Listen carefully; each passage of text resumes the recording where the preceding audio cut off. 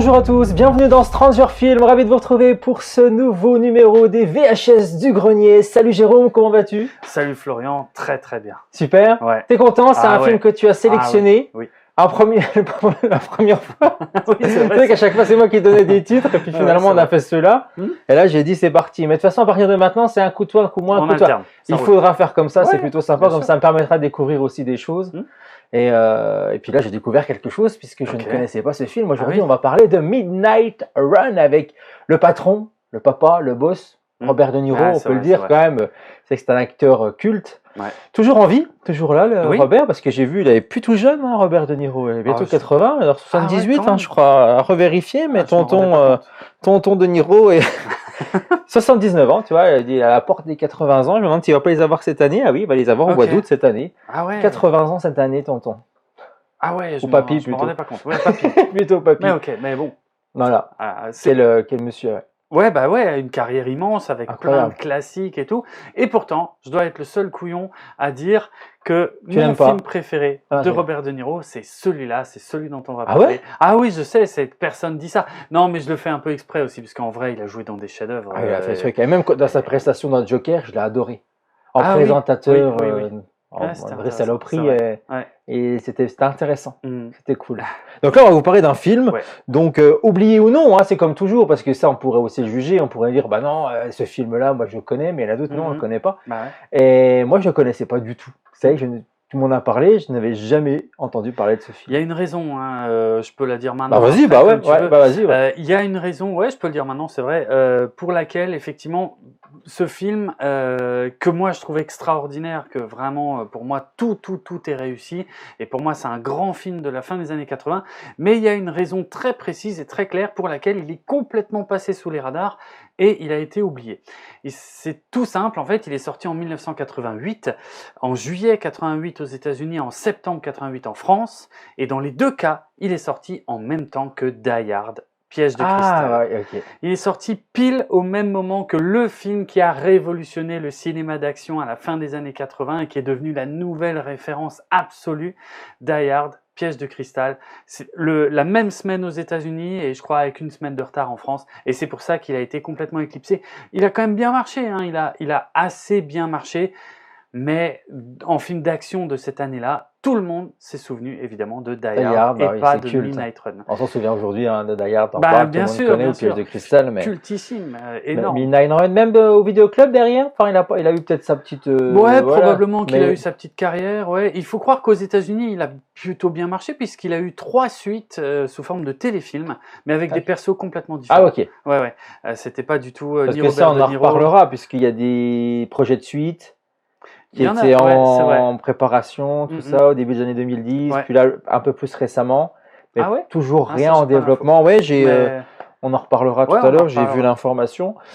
Mais bon, voilà. Bon, pour ceux qui ne connaissent pas, comme moi, on va vous faire la fiche technique dans quelques instants, mais avant, je préfère qu'on regarde la bande-annonce, histoire de se mettre des images un petit peu plus du film. Peut-être qu'avec ces images-là, vous allez dire, mais oui, mais si, je l'ai vu sur RTL 9. Il y a des chances. C'est un film RTL complet. Ça m'étonne que je sois passé à côté. Et je vous donnerai mon avis juste après. Bande-annonce de Midnight Run. Robert De Niro is a bounty hunter. Your mother ever teach you how to talk nice to people and not shoot at them? Charles Grodin is an accountant who embezzled $15 million from the mob. It is truly in your best interest to just relax. I'm totally relaxed. I want this guy taken out, and I want him taken out fast. The mob wants him dead. The FBI want him alive. I'm going to bring him into federal court. Do I make myself understood? These sunglasses, they're really nice. Are they government issued, or do all you guys go to the same store to get them? And his bail bondsman wants him in L.A. in 72 hours. They can't fly. They also suffer from acrophobia and claustrophobia. Well, I'll tell you what, if you don't cooperate, you're going to suffer from fistophobia. Travo has a funny way of bringing people together. Oh, you're going to outrace the police car? You're going to outrace the police car. Jack, where are you? I'm in Boise, Idaho. Wait a minute, I'm in Anchorage, Alaska. Why would you do that? Oh, you enjoy yourself. This is my room, and that's your room. Good night. I was somewhere between Toledo and Cleveland. Oh, no, come on. Cigarettes are killers. Oh! Who the hell were those guys? Those are hired killers back there. I can't take this. Hired to kill who? Hired to kill this guy. You had this guy, what, 4 days? Oh, yeah. Look, you got 5 hours left. What are you doing? You promise to let me go this time? Open that door here next light, Joe! Remember me? Who is that? Agent Foster Grant. You're all right, Jack. Yeah, well, you're all right, too. Give us a kiss.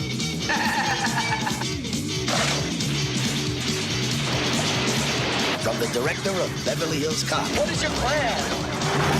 You guys look like you do a lot of traveling. Yeah. Midnight Run. Midnight Run, film sorti à la fin des années 80 et réalisé par le réalisateur de Un flic à Beverly Hills. Le flic de Beverly Hills, tout à fait. Et alors oui, il y a toute une histoire avec ça, mais c'est vrai que c'est assez dingue parce que Martin Brest, il a explosé, je crois que c'était en 84, avec Le flic de Beverly Hills, qui était donc cette comédie policière complètement qui est devenue improbable, culte également. devenue complètement culte, qui avait fait exploser Eddie Murphy, mais qui était déjà en pleine explosion avec plusieurs films, Un fauteuil pour deux aussi. C'est surtout celui-là, j'ai l'impression qu'Axel Foley, ça lui colle à la peau. Eddie Murphy, on pense tout de suite à ce rôle-là. Ouais, tout à fait. Surtout en France, je pense peut-être, avec la voix particulière qu'on lui a donnée dans la VF. Aussi, mais en tout cas, voilà, c'était une bonne période pour ça. Et effectivement, alors pour raconter un peu l'origine du projet, effectivement, Le flic de Beverly Hills fait un carton énorme chez la Paramount. Et la Paramount commande un autre film à Martin Brest, donc le réalisateur du flic de Beverly Hills, et qui soit un film qui soit comme ça un buddy movie. Alors parce que là, avec Midnight Run, on a quand même un film que je trouve qui est un des meilleurs buddy movies jamais fait selon moi, et un des meilleurs road movies aussi. Oui, parce que c'est vrai, on a vraiment les deux. On a vraiment les deux en même temps, et ça c'est très rare. Buddy movie, je le rappelle, c'est l'alliance entre généralement deux personnages que tout oppose, qui peuvent pas se blairer et qui n'ont aucune chance de fonctionner ensemble. Et le meilleur exemple, c'est évidemment L'Arme Fatale. Oui. Voilà. Mais ce qui avait ouvert la voie, c'était plutôt 48 heures dans les années 80. Oui. Et c'était un peu suite au succès de 48 heures que la Paramount avait demandé à ce qu'il fasse un buddy movie. C'est 48 heures avec Eddie Murphy. Avec Eddie Murphy, pour le coup. Et qu'il y a eu une suite également, 48 heures plus tard. C'est ça, ouais. Je m'en souviens pas du tout de ces films-là. Je sais que je les ai vus. Pareil. Mais je les ai complètement oubliés. Ouais, je les ai vus il y a très très très longtemps, je les ai jamais revus, mais ils sont excellents, il me semble, ou au moins je pense le premier. Que le premier, il est quand même deuxième, culte. Il est quand même culte, mais bizarrement, il est culte, mais je suis pas capable de raconter ce qui se passe dedans. Je sais plus trop, il y en a un c'est le flic, l'autre c'est le taular, mais qu'est-ce qu'il doit faire, je sais plus. Bref, voilà. Et un road movie comme son nom l'indique, c'est généralement un film où Thelma et Louise, la référence absolue, je pense. C'est ça. C'est généralement des gens en fuite ou en tout cas qui se déplacent. Et là, dans Midnight Run, il est question de traverser l'intégralité des États-Unis, qui partent de New York, qui vont jusqu'à Los Angeles. Donc c'est vraiment tout le pays en seulement 5 jours. Mais ça, on reviendra dessus après. La Paramount demande à Martin Brest de travailler sur un buddy movie suite au succès du flic de Beverly Hills. Et donc, il va bosser avec le scénariste, alors comment il s'appelle lui déjà? George Gallo, je crois, c'est quelque chose comme ça. Je sais plus, j'ai perdu son nom. Mais oui, c'est ça, George Gallo, exactement. Oui, alors scénariste, oui. Ouais, scénariste. Scénariste qui fera pas grand-chose d'autre de très connu, sauf un scénario qui a mis des années à se concrétiser sous le titre de Bad Boys par Michael Bay. Voilà, qui est aussi un buddy movie, qui est aussi un des buddy movies les plus connus, je pense. Qui est culte aussi, des années 90. Ouais, là c'était en 95. Ah non, milieu des années 90 déjà. Le premier Bad Boys c'est 95, ouais. Après, il y avait un deuxième. Oui, mais c'était déjà bien plus tard, et le troisième encore beaucoup plus tard. Donc, plus récemment, ouais. Puis il est question d'en faire un quatrième. Oui. Bon, c'est une licence connue. Donc, puis Will Smith, il a besoin. Ouais, je pense. Et encore plus l'autre. Oui, aussi, c'est Martin Lawrence. Martin Lawrence, il a encore plus besoin, à mon avis. Bref. Tout ça pour te dire, parce que moi, du coup, Un flic de Beverly Hills, ce qui est incroyable, je ne savais pas que c'était le réalisateur de. Ah oui. Mais dans la scène d'ouverture, je fais putain, j'ai l'impression de regarder Un flic de Beverly Hills. C'est vrai. Et j'ai eu ce ressenti de ouf. Et ça, tu vois, ça m'a semblé bizarre, j'attendais qu'Axel Foley arrive. Et après, quand j'ai vu, je fais ok, je comprends. Il y a une logique. C'est bizarre, il y a une logique, il y a la façon de réaliser les plans et tout. Pourtant, moi, je suis pas fan. Je vais peut-être me faire défoncer parce que je pense qu'il y en a beaucoup qui vont penser que c'est le pire. Mais moi, des flics de Beverly Hills, mon préféré, c'est le 3. Alors que c'est celui de John Landis. Comment c'est possible? Je sais pas. Pourtant, moi j'adore, parce que peut-être que c'est le fait des parcs d'attractions quand j'étais enfant, et que du coup, j'adore, alors que c'est le moins abouti, le moins écrit, le moins développé. Je suis tout à fait d'accord avec ça, mais c'est mon préféré. Il me fait délirer, et puis le fait que ça se passe dans ce parc d'attractions, moi j'ai beaucoup kiffé. Ça joue peut-être, ok, d'accord, je comprends. Voilà, donc c'était la petite anecdote, la petite parenthèse que je voulais faire, parce que vu comment ça m'a frappé. Ouais, c'est intéressant. C'est intéressant. Mais de toute façon, je vais préciser un truc. Je ne connais pas encore l'avis de Florian sur le film. Et c'est vrai que tu le connais pas. Je vais te le demander après. Mais je finis juste la présentation. Oui, vas-y, fin la présentation. Voilà. Et après, on donne notre avis. Après, attends, je te la demanderai pas, puisque si tu me l'as conseillé, c'est que tu l'aimes bien. J'adore ce film. Je peux le regarder. Je l'ai regardé il y a 2 semaines. Je l'ai re-regardé aujourd'hui. Ah oui. Oui. Ah oui, tu l'as revu pour l'émission. Aucun problème. Ouais. Vraiment, je peux le regarder. Et puis, parce qu'il dure 2 heures quand même. Ouais. Mais je m'ennuie jamais. Il y a de l'action non-stop. Moi, je trouve les dialogues extraordinaires. C'est un des rares films que je ne regarde qu'en VF. Tellement la VF, tu l'as vu en VF. Ça m'étonne. Ah oui. C'est qu'elle est bonne la VF. Mais ça, j'en parlerai tout à l'heure parce que les doubleurs, c'est quasiment que des doubleurs exceptionnels. Bon, on connaît sa voix. Robert De Niro, de toute façon, c'est la même que notre cher Mel Gibson. Oui. C'est ça. Et ça c'est Jacques France. Et ça, moi, parce qu'il n'a pas toujours cette voix-là. Non. Al Pacino. Qu'est-ce que je dis Robert De Niro. Non, ça a changé parfois. Oui, il a changé, c'est pour ça que moi, ça m'a. J'ai l'impression que c'était Mel Gibson avec une autre tête. C'est vrai. Quand t'es habitué. Moi, je suis VF à 100%. Les gens qui commencent à regarder l'émission depuis le début, ils sont au courant. Toi, t'es pro VO, moi, je suis pro VF. Donc, moi, ça me chagrine tout de suite. Eddie Murphy, maintenant, c'est fini. Eddie Murphy, pour nous, en français, moi, c'est fini. De Niro aussi. Oui, mais sa voix, elle est décédée aussi. Jacques France est mort. Et ça, c'est chiant. Vous pouvez pas tenir un peu. N'importe quoi. Quelle horreur. C'est des voix incroyables. Mais bien sûr, c'est des voix extraordinaires. Je trouve dans ce film, il y a un panel de voix françaises qui sont vraiment extra. Je finis l'histoire. On parle du film. En gros, voilà. La Paramount demande à Martin Brest de faire un buddy movie. Donc, George Gallo lui écrit ce scénario-là, Midnight Run, et le projet commence à évoluer. Alors d'un côté, en fait, il se trouve qu'au même moment, il y a Robert De Niro qui vient de faire Les Incorruptibles. Il a envie de changer un peu de style, il a envie de faire une comédie. C'est vrai qu'à cette époque-là, sur toute sa carrière, il n'en a pas fait, fait du tout. C'est clair. Voilà, il a fait. Taxi Driver, c'était quand même. Taxi Driver, Le Parrain 2. Toujours le mafieux, quoi. Souvent du mafieux, bien sûr. C'est du col à la peau. Beaucoup de choses avec Scorsese, voilà, mais pas de comédie. Et là, il a envie de s'essayer à la comédie. Alors, l'anecdote de ouf que je connaissais pas, c'est que apparemment d'abord il s'est intéressé à Big, le film avec Tom Hanks. Il voulait faire Big, mais dans le rôle de Tom Hanks en fait. Il voulait le rôle principal. Et c'est le studio qui a dit non, ça marchera pas trop. Non, on va plutôt prendre Tom Hanks. Ça l'aurait pas fait. Ah bah oui. Maintenant qu'on sait que c'est Tom Hanks. C'est dingue. Personne peut remplacer Tom Hanks dans ce film-là. On est d'accord. Donc du coup, je sais plus si c'est son agent ou je sais pas qui lui dit tiens, il y a ce projet-là Midnight Run, ça a l'air cool. Et effectivement, ils s'entendent tout de suite très bien avec Martin Brest, le réalisateur, et donc il est pris dans le rôle de Jack Walsh, sachant que à quasiment tous les grands acteurs d'action des années 80 à un moment où on a pensé à eux pour le rôle de Jack Walsh. Je vais pas tous les citer. Comme d'habitude, c'est monnaie courante. Voilà. Mais en tout cas, voilà, c'est De Niro qui le fait, il a envie de faire de la comédie. Par contre, c'est la personne qui va se trouver en face de lui, là où ça va être un peu plus compliqué. Parce que, dans un premier temps, alors oui, c'est toujours la Paramount à ce moment-là qui est censée faire le film, et c'est pas ce qui va se passer au final. Mais la Paramount, hésite, ils savent pas trop quelle direction prendre, et à un moment, ils commencent à s'éloigner vachement du scénario d'origine, et ils disent, tiens, on va changer un truc, en fait, on va prendre une femme. Et on va prendre la chanteuse Cher.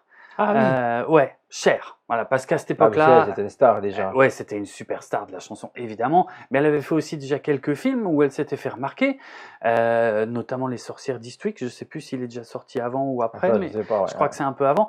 Donc voilà, ils veulent mettre en avant Cher et ils veulent faire un duo comique entre Robert De Niro et Cher. Et pourquoi pas. Et en plus rajouter de la tension sexuelle qui n'est pas dans le scénario. Et Martin Brest, il est un peu déçu parce qu'il aime vraiment le scénario comme il est, et il n'a pas envie de faire le film avec Cher, non, il trouve que ça marche mieux avec un homme.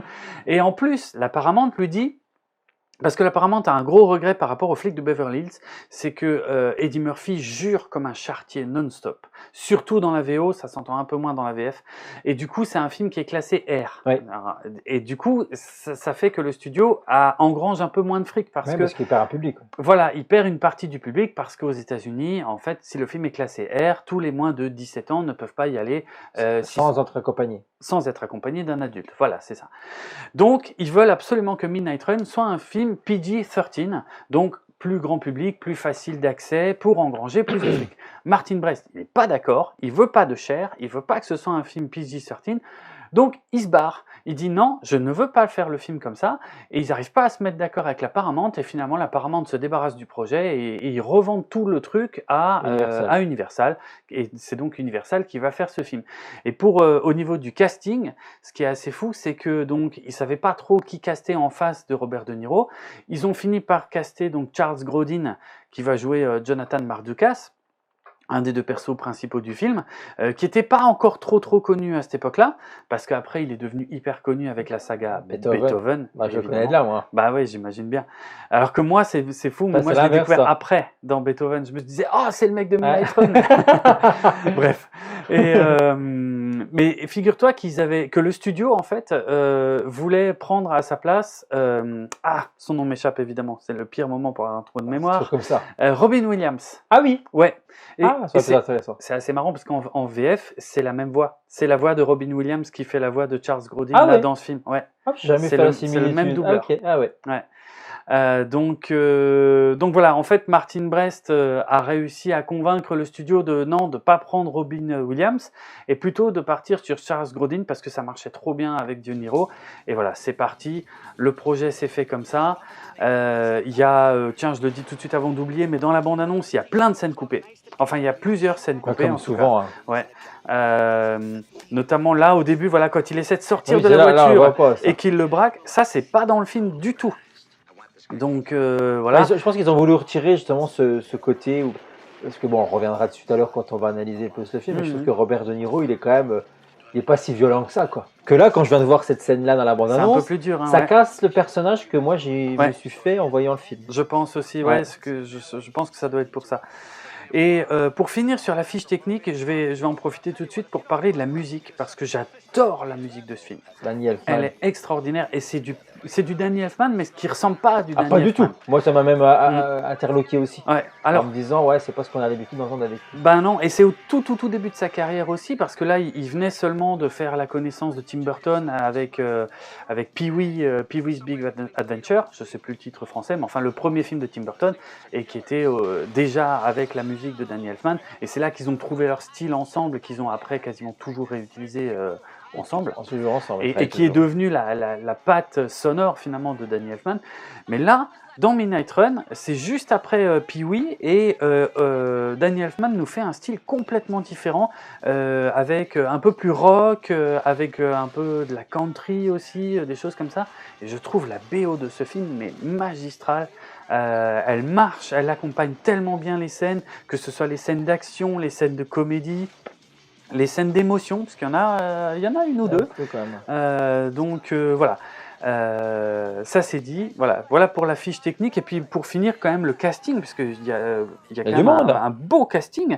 Donc on l'a dit, on a Robert De Niro et Charles Grodin dans les deux rôles principaux. On a Yaphet Kotto qui était super connu pour avoir été un des méchants de James Bond. Voilà, c'est clair. Et puis aussi qui a joué dans Alien. Je crois que c'est ces deux rôles les plus connus. Ah ben oui, voilà, il me semblait bien qu'il me disait quelque chose. Dans Alien, il est super impressionnant dans Alien et tout, c'est un de ses meilleurs rôles. Et ici, il joue l'agent du FBI, Alonzo Mosley, dont le nom est prononcé 100 fois pendant le film, qui est un des ressorts comiques du film. Voilà. On retrouve aussi John Ashton. Alors John Ashton, il jouait dans Le Flic de Beverly Hills. Alors on pourrait croire que c'est Martin Brest qui a été le rappelé, qui a dit oui, on a bien bossé sur Le Flic de Beverly Hills, donc reviens parce que là j'ai un rôle pour toi. Et c'est le contraire. En fait, Martin Brest n'avait pas du tout pensé à lui, et c'est John Ashton, donc l'acteur, qui a entendu parler de ce projet de film et qui a lu le script et qui a dit ouais, j'aimerais bien bosser là-dedans. Et c'est lui qui a contacté Martin Brest pour lui dire j'aime bien le film sur lequel tu es en train de bosser, je voudrais bien être dedans. Et c'est comme ça ça qu'il a le rôle de Marvin Dorfler. Comme quoi, il faut y aller, quoi. Ouais, voilà, comme quoi il a eu raison, parce que oui. c'est devenu un de ses rôles les plus marquants, en dehors du flic de Beverly Hills, du coup.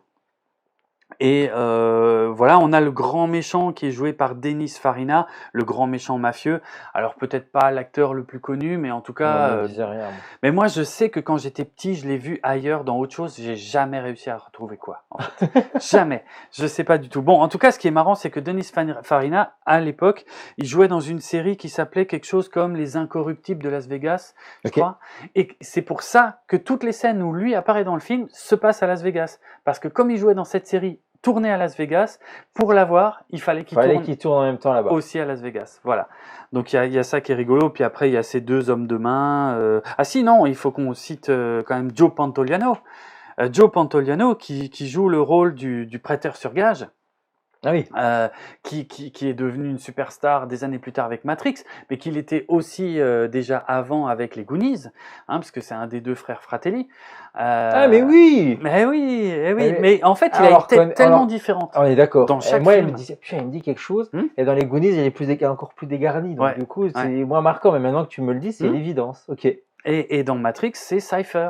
Par contre, ok, bah c'est le méchant. J'ai vu que le premier, moi, des Matrix. Bah c'est le premier. Il est dans il est que dans le premier. Je me souviens pas, mais j'ai vu une fois au cinéma. C'est le traître du premier film. Mais pareil, avec une tête totalement différente et surtout en VF, à mon avis. Celui qui a les lunettes noires et qui est Ils ont toujours tous des lunettes noires. Ouais, qui est en costard et tout, mais on le voit en 15 fois différent. C'est pas lui? Non, je pense pas. Non, c'est pas ça. Non. C'est pas des méchants. Il fait partie de la bande en fait, mais il est trahi au milieu du film. Ok. Je me souviens pas. Bon, c'est pas grave. Dans le Matrix, je m'en souviens pas. À part la scène culte qui m'avait marqué au cinéma, bien sûr, au ralenti, qu'on a vu un milliard de fois, puisque c'est une référence. Ouais. Et puis 2-3 trucs, j'ai jamais accroché à ça. D'accord. Matrix, j'ai jamais accroché. D'accord. C'est pas grave. On saura tout. Oui, on saura notre programme. Et du coup, pour finir là-dessus, justement, je vais dire un mot sur les doubleurs. Ah oui, parce que là, je viens de voir qu'il y a Richard Darbois. Festival, mais oui. J'avais même pas. Alors, par contre, je l'avais pas reconnu, parce que je pense que c'est ma voix préférée en français. Il est tellement culte. Avec Doc dans Retour vers le futur. Ouais. C'est la voix la plus marquante. Puis lui, il est encore là. Alors par contre, il n'a jamais fait Doc dans Le Retour vers le futur. Ah bon? Ah non, c'était Pierre Attet qui faisait le Doc dans Retour vers le futur. Ah mais oui, t'as raison. Oui, c'est pas Richard Darbois. Tu vas voir, plus des conneries. Mais je crois qu'il faisait Biff, par contre. Mais il est quand même dans Retour vers le futur. Je crois qu'il faisait Biff. Ouais, attends, je vais de tête comme ça, je crois qu'il faisait Biff. En tout cas, on l'a déjà dit, Jack France qui faisait donc surtout Mel Gibson et Robert De Niro, qui est malheureusement décédé en 2021. Donc pour le second grand rôle, celui de Charles Grodin, c'est Michel Papineschi.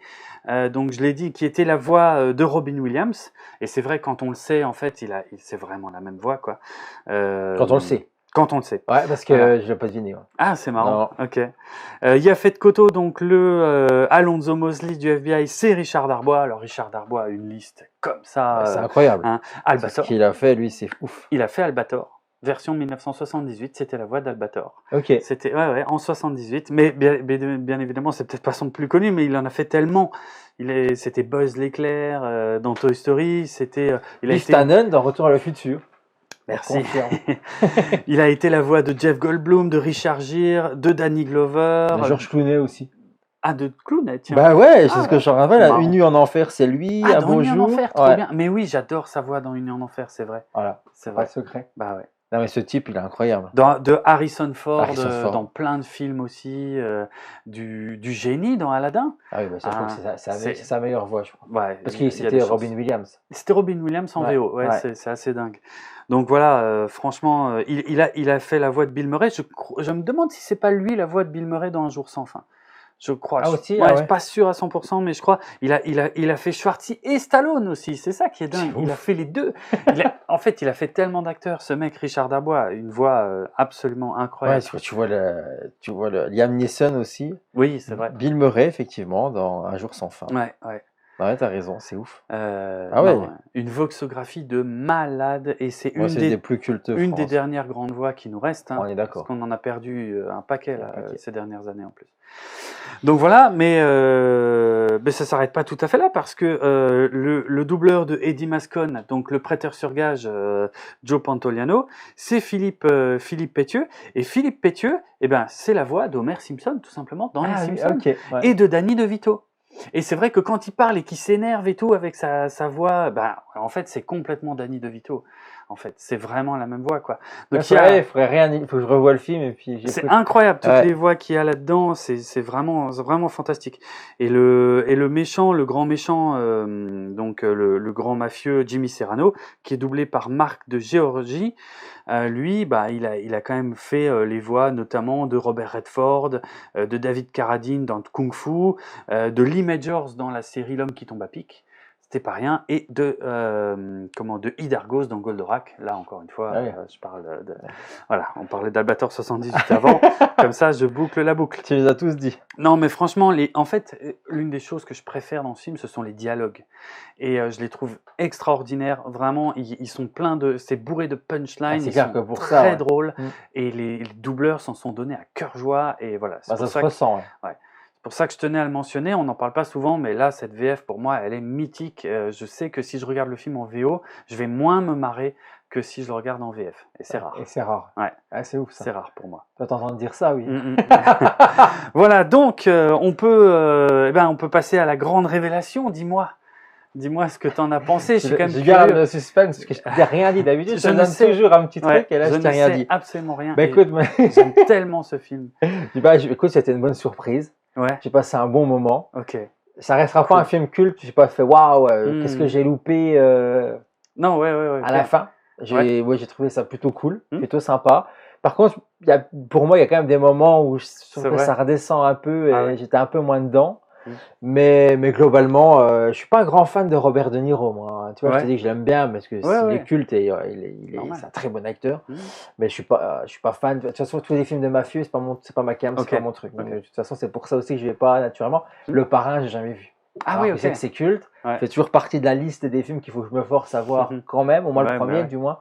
Taper la trilogie si vraiment ça me plaît. Mais enfin voilà, il y a plein de films comme ça. Et moi ce que j'ai apprécié, c'est surtout alors moi j'ai toujours dit Charles Grodin. Ok, oui. Forcément. Parce que c'est dans Beethoven. C'est pas un chef-d'œuvre non plus, mais quand même, moi le premier, j'adore. J'ai vu pareil un milliard de fois Beethoven. Donc c'est ça qui m'a plu et quand tu me l'as dit, du coup, c'est ce qui m'a motivé le plus, c'est justement que ce soit lui. Ah, ok. Après, je trouve pas. Je suis partagé justement sur son rôle, parce que justement, je trouve qu'il est plat. Je trouve qu'il est là, il est plat, et je trouve que c'est De Niro, heureusement, puis tous les seconds rôles qui autour qui font que le film avance bien. Mais lui, je sais pas. Peut-être parce que j'ai cette image du papa dans Beethoven, cause de Beethoven, je pense, peut-être. Et que j'ai eu du mal à y croire, je sais pas, je le trouve... Alors, il a des côtés, je suis d'accord avec toi, il a des côtés, c'est presque un personnage qui est presque trop beau pour être vrai, parce qu'il a quasiment pas de défauts. Non, puis le mec, il suit... Tu vois, il sait pas trop où on va l'amener. S'il se fait choper par le FBI, c'est la tôle. S'il se fait choper par les mafieux, on le bute direct parce qu'on veut le buter. Lui, au début, on sait pas trop ce qu'il lui veut, on sait pas trop où il veut l'amener parce que c'est le prêteur sur gage. On sait que forcément, c'est pour le redonner à quelqu'un derrière.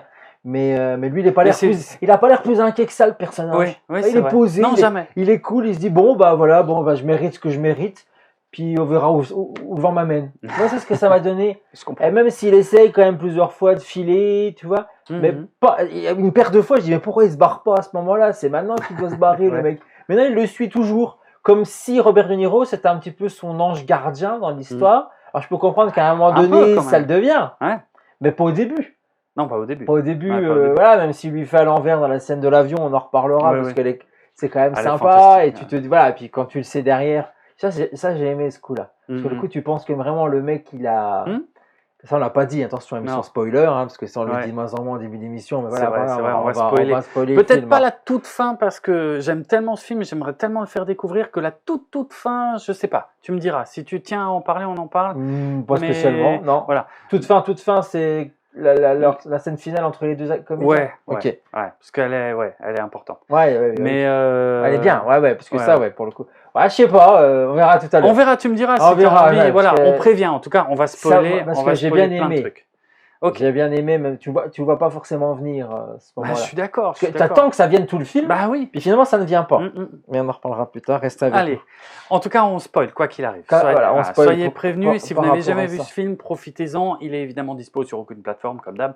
Mais bon, ça se trouve en DVD, en Blu-ray. Moi, je crois qu'il était passé sur Prime il n'y a pas si longtemps, mais je crois qu'il est reparti. Tu crois ? Ouais. Ah ouais. Je crois qu'il était sur Prime parce que quand je faisais des recherches, parce qu'on devait le faire, on va pas vous mentir, on devait le faire il y a une paire d'émissions. Finalement, on a repoussé. Et il était disponible sur Prime et du coup moi j'ai pas pu je l'ai loupé là et donc je vais regarder avec ton Blu-ray parce que tu me l'as prêté gentiment.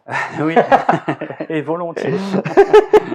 Donc moi je voulais juste faire une parenthèse sur une anecdote du film parce que ça n'a rien à voir avec ce film là, mais j'ai mis l'affiche, ceux qui ont peut-être vu, j'ai mis l'affiche du film L'Opération Corned Beef en dessous. Parce que moi, il n'y a pas très longtemps, j'ai vu un making-of du film, de l'Opération Corned Beef, où Christian Clavier disait et parlait de ce film-là. Arrête. Et ça, je l'ai vu il n'y a pas si longtemps, je veux dire, ça a 10 jours. Hein. Ouais. Et je me dis, purée, on va en parler alors qu'il en parle, c'est très bizarre. Ouais, alors qu'ils sont inspirés un petit peu de ce film-là, parce qu'ils en avaient entendu parler, qu'il y avait justement, ils voulaient, Jean-Marie Poiret et Christian Clavier, quand ils se sont retrouvés, quand ils ont voulu écrire ce long-métrage ensemble, ils voulaient justement s'inspirer de ces...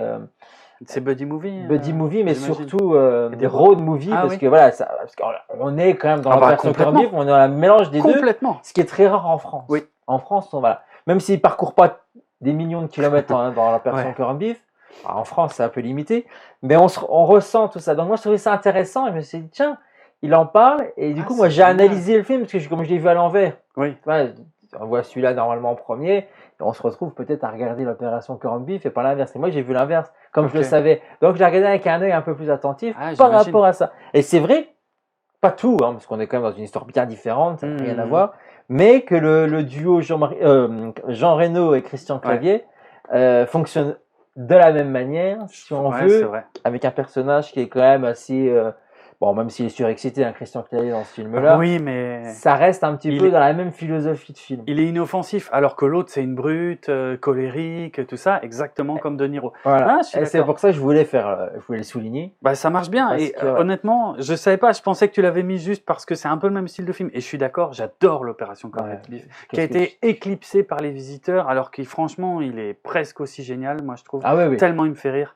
J'adore ce film-là aussi. Ouais. Mais très bonne scène, et pour un film français, il y a de l'action à l'américaine, et on sent que Jean-Marie Poiret, il a envie de nous donner ça. Et moi, je trouve que c'est ça qui manque dans le cinéma français, un petit peu plus aussi. On n'ose pas aller dans cette direction-là, même s'il y a d'autres films quand même, il y en a eu, mais c'est toujours limité et ça finit toujours par un gros gag qui vient casser justement l'ambiance d'action que Jean-Marie Poiret, il a réussi dans la version. Ah oui. Et qu'on retrouve justement dans ce film-là. Et moi, je voulais redire encore, pour une autre parenthèse, avec un autre film, parce que là, par contre, moi, j'ai un autre film culte et mon film préféré, justement, des world movies, c'est Un ticket pour deux. Un ticket pour deux, avec John Hughes. C'est de John Hughes, avec Steve Martin. Et... je l'adore. Oui, j'adore ce type. Il est mort bien trop tôt. Il est mort il y a très longtemps. Très longtemps, ouais. Et il joue à un moment, j'ai raté l'avion. Oui, bien sûr. Il a joué également dans Oncle. Sur John Hughes aussi, parce que c'est un acteur qui l'a suivi, partout. Il était dans les Blues Brothers aussi. Je suis dégueu de pas avoir son nom, parce que j'adore. Franchement, j'adore. Et ce film-là. Et tu sais qu'il avait été approché pour le rôle de Charles Grodin. Ah aussi ? Oui. Mais après, Un ticket pour deux, c'est avant. C'est possiblement avant, je me souviens pas bien. C'est à peu près la même période, c'est peut-être même début 90 quand même, je sais pas, je vais vérifier. Parce qu'il faut que je retrouve le nom de cet acteur-là, puisqu'il mérite quand même qu'on cite son nom tellement il est bien. Mais moi je suis fan absolu. John Candy. John Candy, bravo. Ouais, John Candy, ça y est. Bravo Jérôme. J'adore ce mec. Ah ouais, franchement, parti bien trop vite. Et dans Un ticket pour deux, qu'est-ce que j'aime ce film. Et là, je trouve que c'est un des films, alors j'adore Thelma et Louise, que j'ai découvert il n'y a pas si longtemps. Moi j'ai vu Thelma et Louise à peine 2 ans, je crois. J'avais jamais vu, j'en avais entendu parler et tout, mais ça m'intéressait pas forcément. Puis comme j'aime les États-Unis et que je sais qu'on allait traverser les États-Unis, je me suis forcé un jour sur Arte, je dis putain, allez, c'est maintenant. Et putain, parce que c'est bon. Qu'est-ce qu'il est bien ce film-là aussi. Mais Un ticket pour deux, pour moi, je crois que c'est le meilleur film justement de road movie, parce que tu le sens bien, ils prennent vraiment tout les moyens de transport en commun. Tu sais comment possible. s'appelle ce film en VO? C'est Planes, Trains and Automobiles. Avions, trains et automobiles. Tout est dit. Tout est dit. Et c'est marrant parce que je savais pas que tu allais en parler, mais je voulais en parler parce que C'est quand même similaire. Je sens il y a des avions, il y a des trains, il y a des voitures. Il y a même le bus. Ils prennent aussi le bus dans Un ticket pour deux. Ouais. Mais moi, j'ai retrouvé cette ambiance-là. Ah, je suis d'accord. Mais j'ai aimé. Je veux dire, Midnight Run, je le recommande parce que j'ai bien aimé. Mm. Mais Un ticket pour deux sera toujours au-dessus quand même. C'est pas la même chose parce qu'Un ticket pour deux, c'est pas un film d'action. Non. C'est vraiment une comédie pure. Oui. Avec de l'émotion. Avec beaucoup d'émotion. Parce que la scène de fin et tout, magnifique. Avec la musique et tout qui va bien et tout. Puis quand tu sais le personnage justement joué par John Candy. Merci John Candy. Faudrait qu'on en parle de ce film-là. Je pense qu'il mériterait. Ça vaut le coup, parce que je suis sûr, il est entre les deux. Je pense qu'il y a tous ceux qui on le connaît, ou bien on le connaît pas du tout. Et je pense que celui-là, il mériterait qu'on en parle et qu'on le développe un de ces quatre. J'adore ce film. Ok. Alors, on se le réserve pour une prochaine VHS du grenier. Elle est là-haut. On redescendra la VHS prochainement. Sur l'occasion de revoir ce putain de film parce que je l'aime. Ouais, mais voilà, en tout cas, c'était quand même une bonne découverte. Okay, je suis content. Je ne suis pas ennuyé. Je me suis dit, qu'est-ce que c'est que ce truc mais ouais, je ne connaissais pas. J'en avais jamais entendu parler. Donc, ouais, je suis content d'avoir vu. Mais tu sais que, alors, pas ce visuel de jaquette, d'affiche là. Maintenant, j'en ai un vague souvenir. C'est bizarre. Dans les livrets qu'on prenait dans les vidéoclubs, parce que alors, moi je les épluchais, mais je peux dire que je les épluchais, je les découpais, j'en faisais plein de choses, ces livrets de vidéoclubs, j'en prenais 3-4, j'en avais plein, parce qu'il fallait, tu vois bien, recto verso, donc si je découpais, j'avais pas l'image de l'autre. Enfin bref, donc, mais je me souviens, parce qu'en préparant l'émission, pour avoir des visuels ou autres pour l'émission, j'ai vu les différentes affiches, les différents visuels qu'il y avait eu, et là je vois en petit carré dans les nouveautés ou dans les prochainement, je me souviens avoir vu alors peut-être pas dans les prochainement parce que j'étais peut-être un peu jeune, mais des fois dans les suggestions ou les machins comme ça, ou bien où je suis passé devant la cassette vidéoclub, mais ça m'a parlé, voilà, ça c'était les petits souvenirs comme ça, super. film. Je peux en raconter un aussi parce que moi c'est vraiment un film d'enfance. C'est un film que j'ai dû découvrir donc à la télé, donc évidemment pas au cinéma parce que j'étais trop petit. Un peu trop petit quand même. Ouais, parce que tu dis ça, 88, ouais. Ouais, c'est ça. Et je pense qu'il a dû passer à la télé aux alentours de 90, 91 dans les premières fois, je pense. Et donc moi j'ai 10 ans, 10, 11 ans dans ces eaux-là. Et je m'en souviens très bien parce que, si tu veux, à la télévision française, les films commençaient à 20h30, 20h40 dans ces eaux-là. Et si tu veux, moi, à cet âge-là, j'étais déjà au lit. Oui, c'est ça. J'étais déjà au lit, je pouvais pas, je voyais pas les films à la télé. Sauf sur une seule chaîne. Parce que quand j'étais gamin, on captait la télévision suisse romande chez moi. Oui. En Alsace. Oui, en Alsace, voilà, on n'était pas loin de la Suisse. Alors pas la Suisse francophone pour le coup, mais on la captait quand même. Bref, et il faut savoir que tous les lundis, ça s'appelait lundi box office. Il y a des Suisses qui nous regardent, ça leur parlera. Donc sur la TSR qui a changé de nom maintenant, qui s'appelle la RTS. Mais donc tous les lundis, c'était lundi box office et c'était un film. C'était un film qui passait pour la première fois à la télévision publique suisse. Et donc, et surtout, le film commençait à 20h. Ah oui, sur la TSR. Et donc tous les lundis, moi, je voyais le début du film. Et c'était souvent des films où j'étais trop petit et que ça m'intéressait pas du tout. Mais par contre, je me souviens qu'on a vu le début de ce film et on a vu la première demi-heure. Et puis nos parents nous ont dit au lit. Et moi, je dis, non, celui-là, il a l'air tellement bien, tellement drôle et tout. Et en fait, et pendant des années, ça m'a travaillé. Je me disais, un jour, je veux voir ce film, je veux savoir la fin, je veux tout voir, quoi. Et quelques années plus tard, il est repassé sûrement sur France 3, un truc comme ça, et je l'ai enregistré, et après je l'ai regardé en boucle, tellement je l'adore. Donc bref, voilà pour l'anecdote. Mais c'est un vrai film d'enfance, pour le coup, surtout on en parle souvent dans ce format-là. C'est le but. Alors, on va repitcher un petit peu le truc, et puis on va passer un extrait, parce que c'est vrai qu'il y a beaucoup de personnages, et c'est pas évident à pitcher. Je dis pas que quand on regarde le film, on comprend tout. On comprend vite. Hein? D'où viennent les personnages, on comprend qui. Mais à pitcher, c'est pas évident parce qu'il y a du monde. Donc, en gros, et en plus, ça m'a permis de découvrir quelque chose sur les cautions en fait, ces fameuses cautions que les Américains doivent payer pour sortir de prison. Oui. Et ben, j'ai appris des trucs en faisant la recherche pour préparer l'émission, parce que je savais pas, en fait, je savais pas trop comment ça fonctionnait. Je croyais que je savais, mais en fait, je savais pas. Parce qu'on parle toujours de payer une caution pour être libéré de prison. Ouais, c'est ça, c'est une caution qu'il met ça devant le procès que tu auras.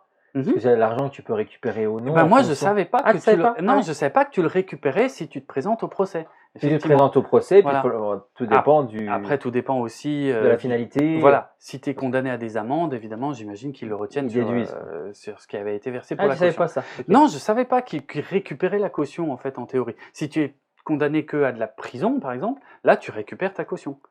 Voilà, mais c'est un moyen. C'est l'histoire de moyen de pression pour pas que tu files. Pour pas que les gens se barrent. C'est énorme, les cautions quand ils demandent, des fois, c'est des fois, 100 000, 500 000 $. On entend toujours des sommes astronomiques. Ouais. Là, dans ce cas-là, c'est 450 000 $, en fait. Donc, on va suivre un comptable qui s'appelle Jonathan Mardukas, dit le Duc, qui a piqué 15 millions à un mafieux, qui s'est fait arrêter et donc dont la caution a été payée, donc 450 000 $ de caution qui a été payée pour qu'il soit libéré en attendant son procès. Et donc le but de la caution, effectivement, c'est pour pas qu'il se sauve, pour être sûr qu'il revienne à son procès, pour qu'il récupère le fric. Sauf que lui, il s'est tiré. Voilà, c'est vraiment tiré. Il s'est tiré. Et donc le problème, c'est que voilà, il y a une société, donc il y a des sociétés aux États-Unis qui financent les cautions. Et donc il y a tout un business là-dessus, parce que souvent, une partie des gens qui doivent payer une caution pour pouvoir sortir de prison en attente du procès n'ont pas les moyens de payer cette caution. Donc il existe des prêteurs de caution. Et c'est le boulot de Eddie Mascon dans ce film. Et donc ces gens-là prêtent la caution à la personne qui doit la payer, et ensuite quand elle se présente à son procès, que la caution est récupérée, et ben eux ils récupèrent la caution et ils gardent un pourcentage. Et c'est comme ça qu'ils font leur business. Par contre, si la personne ne se pointe pas au procès, ils peuvent pas récupérer le fric, parce qu'ils savent très bien que la personne à qui ils l'ont prêté n'a pas de fric. Donc elle pourra pas emprunter ailleurs ni rien. Donc ils peuvent engager des chasseurs de primes qui vont retrouver les gens pour les ramener au procès, et comme ça redébloque l'argent. Ça redébloque l'argent, et ils peuvent garder leur part sur la caution qu'ils avaient prêtée.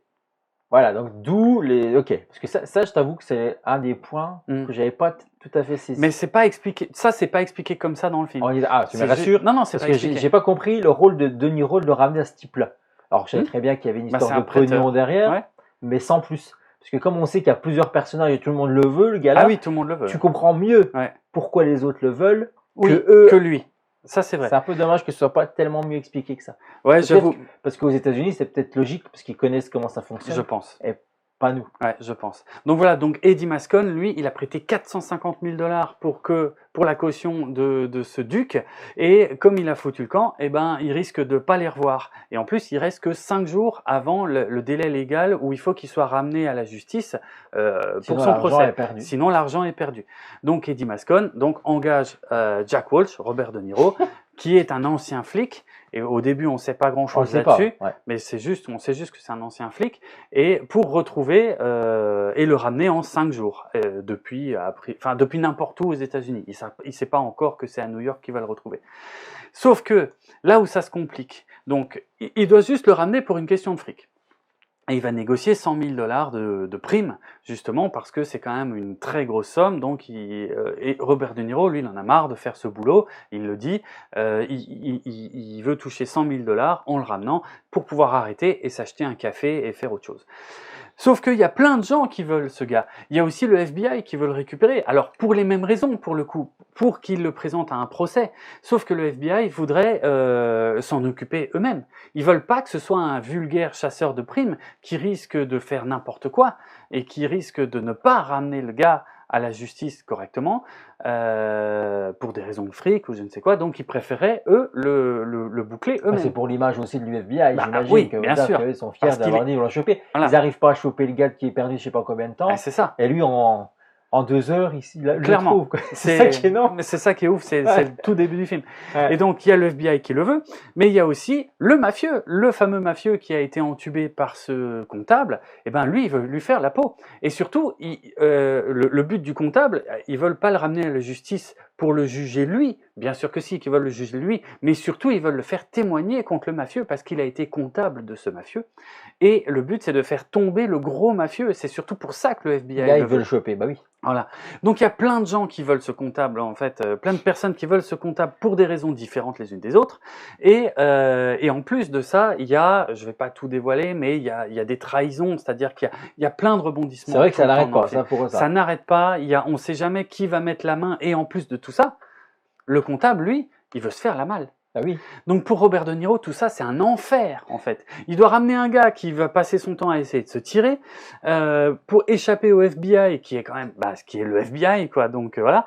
Et plus à des mafieux qui veulent lui faire la peau. Et tout ça en traversant l'intégralité du pays, en le ramenant avant un certain jour et une certaine heure pour pouvoir toucher sa prime.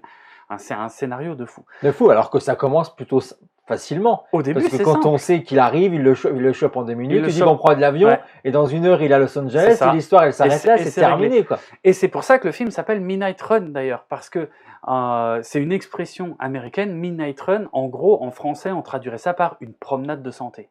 En fait. Ok. Oui. Midnight Run, c'est un job facile en fait. C'est une course de minuit, mais ça veut rien dire. On peut pas le traduire littéralement. Mais une course de minuit en anglais, ça veut dire une promenade de santé, un truc que tu vas faire à cloche-pied ou je ne sais quoi, sans trop forcer. Et c'est pour ça que le film est drôle parce qu'effectivement, ça a l'air d'être un job hyper facile pour Jack Walsh. Et effectivement, le début du film montre qu'il le retrouve en 2-2 et il a plus qu'à le ramener en avion et c'est fait. Il touche son pognon et c'est fini. Ouais. Sauf que, et là on va regarder le premier extrait. Il a chopé, donc, ils vont à l'aéroport. Voilà, ils vont à l'aéroport et ils doivent prendre l'avion. Donc il n'y a plus qu'à vraiment traverser de New York à Los Angeles. Donc c'est vraiment l'intégralité du pays, d'une côte à l'autre. Et le job est fini, le film est fini. Sauf que, juste avant qu'ils arrivent dans l'avion, le comptable dit à Robert De Niro qu'il a peur de l'avion. Robert De Niro dit... ça me l'a fait pas à moi. Ouais, c'est bon. On me l'a jamais fait. Ouais, c'est ça. Tu crois qu'on me l'a jamais fait? Bref. Donc voilà, on va regarder cet extrait qui joue entre justement la tension, la comédie et les différences entre les deux personnages qui viennent à peine de se connaître, puisque là, il vient seulement de le choper. Exactement. Vole avec moi, on vole, on est très loin.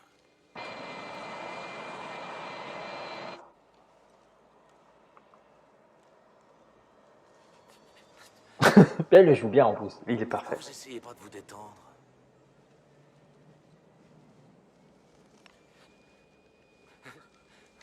Écoutez, on ne s'énerve pas, on ne pense à rien, on décompresse. Et pourquoi vous vous excitez comme ça? Non! Non! Non! Non! L'avion! Non, je respirez un grand coup, vous m'entendez? Qu'est-ce que j'ai dit? Je veux pas dans tout.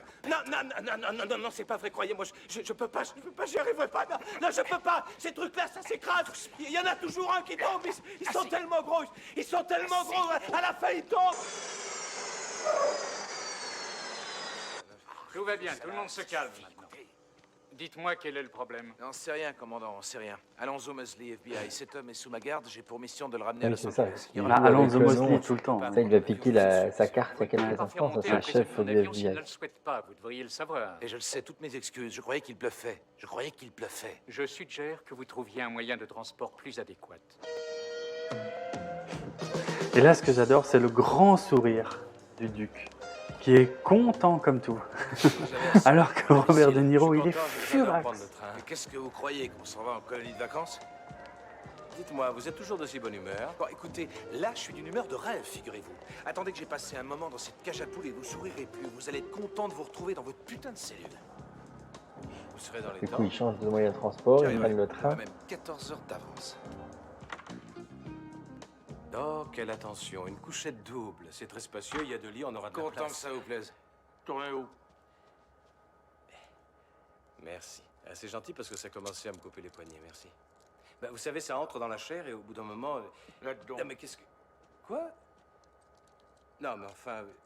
vous n'allez pas... Non, et vous n'avez aucune raison de faire ça. Non, faites comme chez vous. Ça, c'est ma chambre et ça, c'est votre chambre. Bonne nuit. C'est génial. Et j'ai une anecdote, tiens, à propos des menottes, parce qu'il dit que ça lui scie les poignets. Eh ben, figure-toi que l'acteur a vraiment eu des cicatrices. J'y ai pensé, je fais putain, mais il a tout le film. Tout le film, il a les menottes. Et alors pour les plans larges, il existe des menottes en plastique, mais effectivement pour tous les plans serrés, il faut que ce soit des vraies menottes en métal. Et Robert De Niro, qui est quand même un grand acteur, hein, Robert De Niro lui a dit non, même pour les plans larges, tu prends toujours du métal parce que voilà, c'est important aussi pour ton personnage de savoir que tu as des vraies menottes et tout. Et ben l'acteur Charles Grodin a gardé des cicatrices au poignet parce qu'il a porté ses menottes pendant quasiment tout le film. Quoi, oui, que ça. Quasiment, ouais.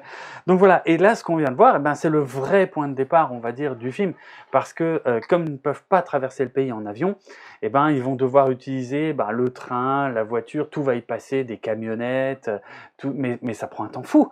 C'est une distance gigantesque. Il y a plus de 4000 km entre New York et Los Angeles. C'est ça.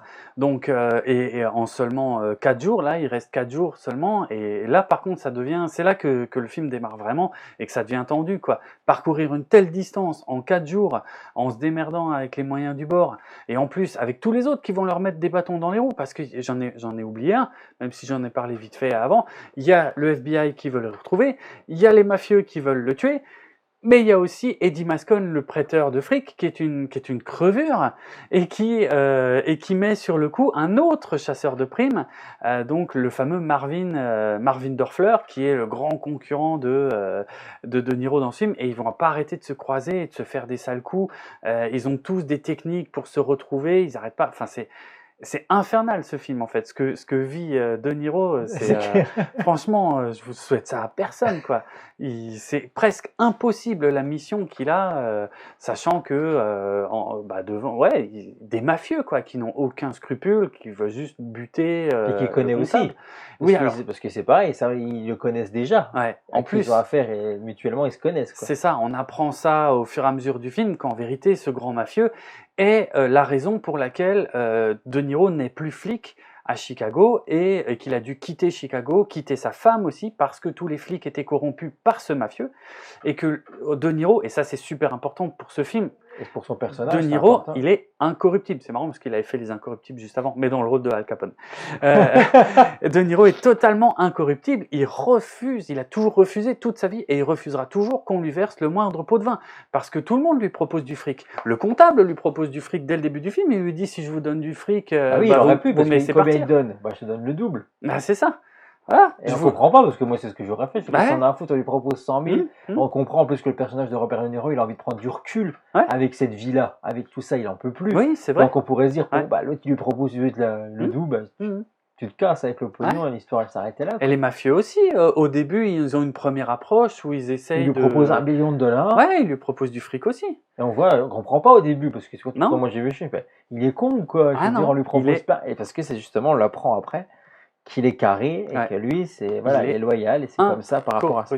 Il ne supporte pas les pots de vin, il n'en a jamais touché de toute sa vie et ça a foutu sa vie en l'air. C'est pour ça.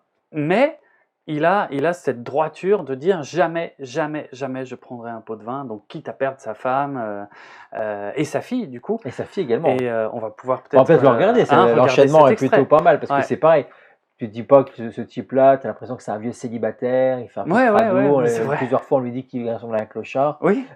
Voilà, surtout à la fin du film, on comprend pourquoi, avec ce qu'ils viennent de faire, ils ont traversé un pays sans s'arrêter forcément. Bien sûr. Donc on va regarder cet extrait-là où justement ils arrivent à Chicago. Et ouais. Ils arrivent chaudement à Chicago parce qu'il y a quand même une scène. On l'a pas aussi cette scène. Non, j'ai pas mis celle-là. Mais il y a beaucoup d'action. On parlera un peu de l'action après. C'est vrai que pour ça, ils sont pas avares. Hein. C'est pour ça que ce film il est dingue parce qu'on dirait au début tu te dirais ouais c'est un petit film à petit budget probablement. Mais en fait c'est ce que ça donne comme ressenti. Et en fait il y a des fusillades, il y a des courses poursuites en voiture et il y a un moment on en parlera tout à l'heure il y a une course poursuite avec un hélicoptère. Un hélicoptère, elle est folle. Il y a plein de trucs en fait dans ce film, c'est un film assez dingue. Mais il y a cette scène effectivement qu'on va regarder qui est vraiment à part dans tout le film, c'est un vrai moment d'émotion parce que ça fait 9 ans qu'il n'a pas vu ni sa femme ni sa fille. Et du coup, quand on calcule un peu l'âge de sa fille, ça veut dire qu'en fait, la dernière fois qu'il a vu sa fille, c'était un bébé. Hein. Un bébé, exactement. Il lui dit qu'elle est en 4e, je crois. Donc en 4e, tu as 11, 12 dans ces eaux-là. Donc si ça fait 9 ans qu'il ne l'a pas vu, c'était vraiment un bébé la dernière fois qu'il l'a vu. Quoi. Donc c'est un moment où... Il la connaît vraiment pas, ouais. Ils sont en galère, ils ont besoin de fric. Et Et ils vont, bah voilà, il va revoir sa femme et sa fille qu'il avait quitté à cause des flics corrompus, parce que c'est important, parce qu'elle s'est remariée, elle, avec un des fameux flics corrompus de Chicago, et ils vont se lancer des piques à ce sujet, et je trouve que c'est une scène très touchante. Vraiment être dans la merde, parce qu'en ce moment, je suis à court de pots de vin. Non, Jack, tu ne vas pas commencer, s'il te plaît. Comment va le lieutenant? Je sais plus trop quoi. Capitaine. Ah, capitaine, majesté. Écoute, je ne veux pas d'ennui, c'est pas très difficile à comprendre. Aujourd'hui, c'est pas le jour pour ça, ça tombe mal. Allez, venez, on a des... Je suis désolé que mon emploi du temps de fugitif ne coïncide pas avec ton carnet de rendez-vous. Non, je crois que c'est pas ça. Vous restez en dehors de ça. T'as pas changé, hein? Tu te sens mal? Alors il faut que tu t'en prennes aux autres et que tout le monde en C'est vraiment pâtisse. pas le moment de me faire la leçon. Je ne te fais pas la leçon. Tu ne comprends pas que j'essaie de te protéger? Ouais, tu parles. Ted va être là d'une minute à l'autre. Aujourd'hui, on sort tous ensemble, c'est une soirée importante. Importante? Et qu'est-ce qu'il peut y avoir de si important? On distribue les dessous de table à cette soirée? Maintenant, dehors! J'en ai assez entendu dehors! Ça va, Vous ça n'allez va, pas Jonathan. tous les deux. Écoute, je suis dans une merde incroyable. Tout ce que je te demande, c'est un petit peu d'argent pour le ramener à Los Angeles et pouvoir laisser tomber ce boulot de merde à la con. Tu peux comprendre ça, Gail?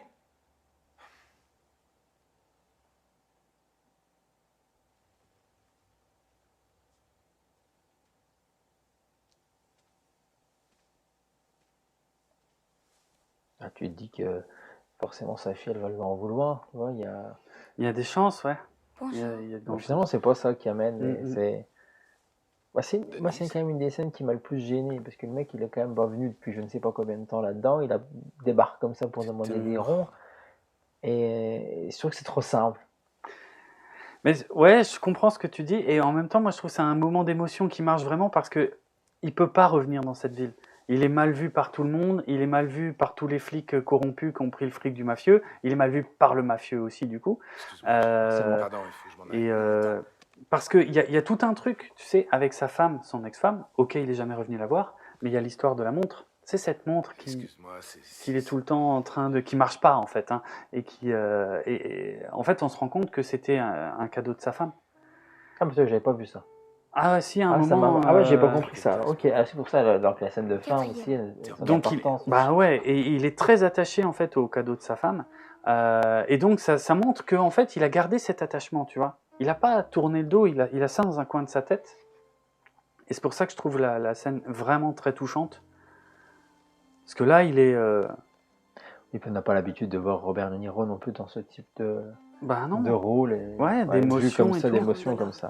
Ouais. C'est tout ce que j'ai, mais ça, c'est les clés de ma voiture. Tu verras, c'est le break qui est garé devant. Je dirai à Ted qu'elle est au garage. D'accord. On s'arrangera une fois que tu seras à Los Angeles. Bah, il est gentil avec toi? Oui, c'est tout ce que je voulais savoir. Qu'est-ce qu'il va dire pour ça? Il comprendra. Ah oui, c'est beau l'amour. Au revoir, bébé.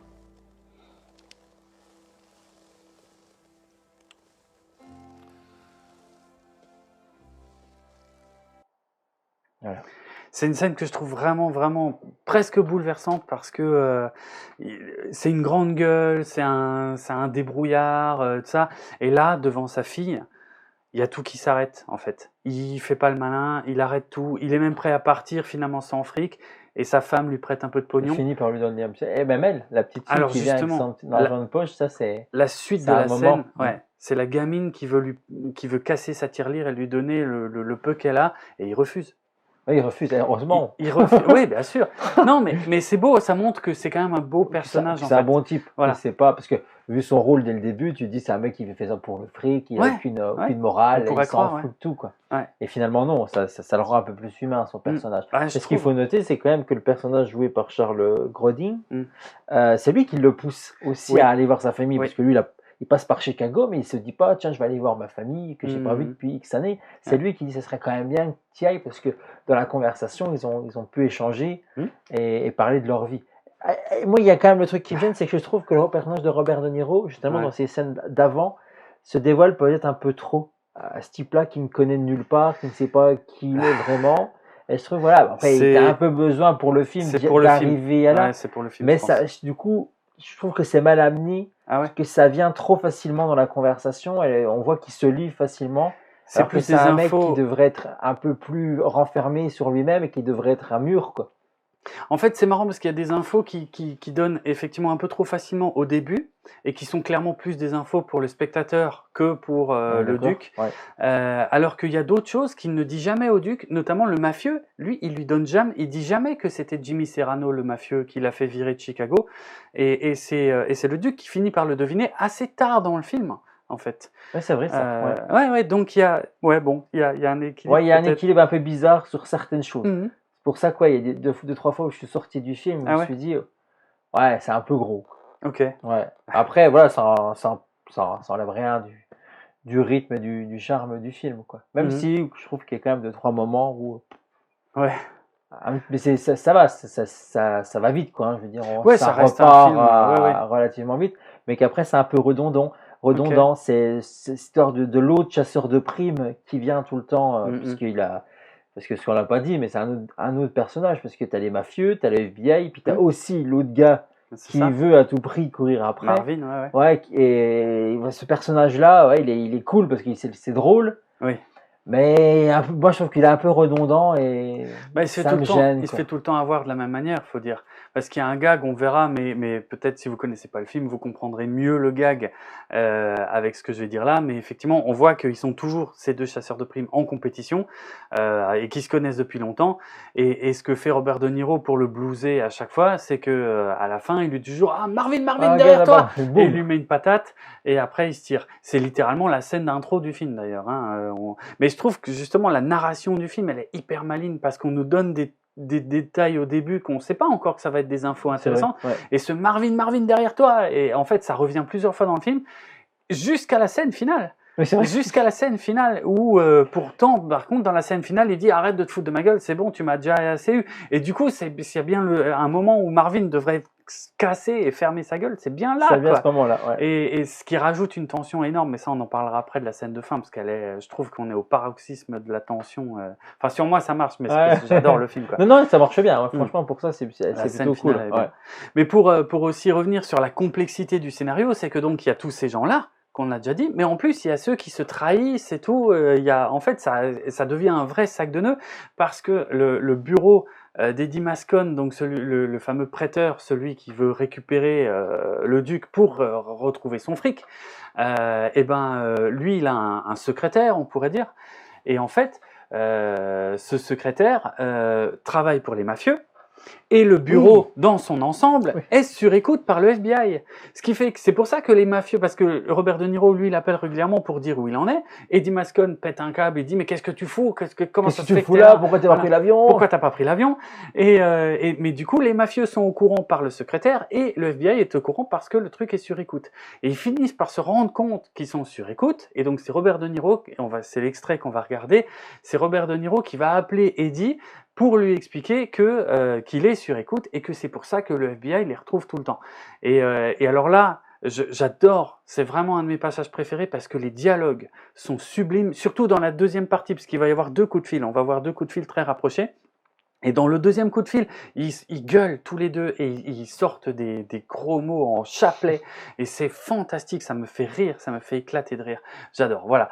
Mais on va se regarder... On va la découvrir, ouais. Ouais, on va se regarder ce coup de fil donc qui est passé par Robert De Niro qui, avant ça dans le film, appelait régulièrement pour dire ouais je me trouve à tel endroit, est-ce que tu peux m'envoyer du fric parce qu'en plus ils sont en galère.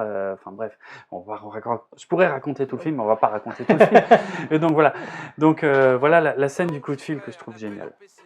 Eddie Mascon de la part de Jack Walsh.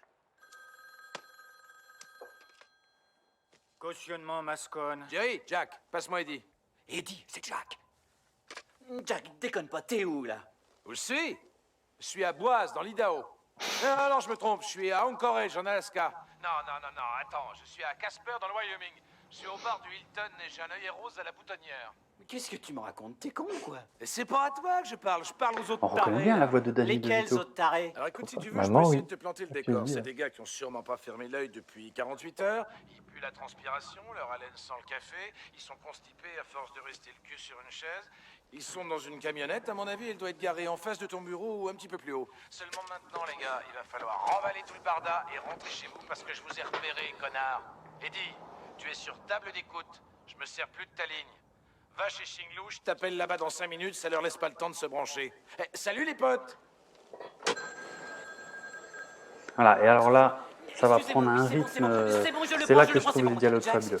Écoute, il faut que tu me câbles $500 au bureau de la Western Union à Amarillo, au Texas, immédiatement. T'as besoin de $500 dans un autocar? Pourquoi faire? Et pourquoi t'es pas dans un avion, bordel? Ça ne t'est pas venu à l'idée que je suis un professionnel et que j'ai peut-être mes raisons? On est en voiture maintenant et j'ai juste assez de liquide pour aller jusqu'à Amarillo. Le car, on n'en parle plus, terminé. Rien à foutre du car, je veux savoir ce qui est arrivé dans ce putain d'avion.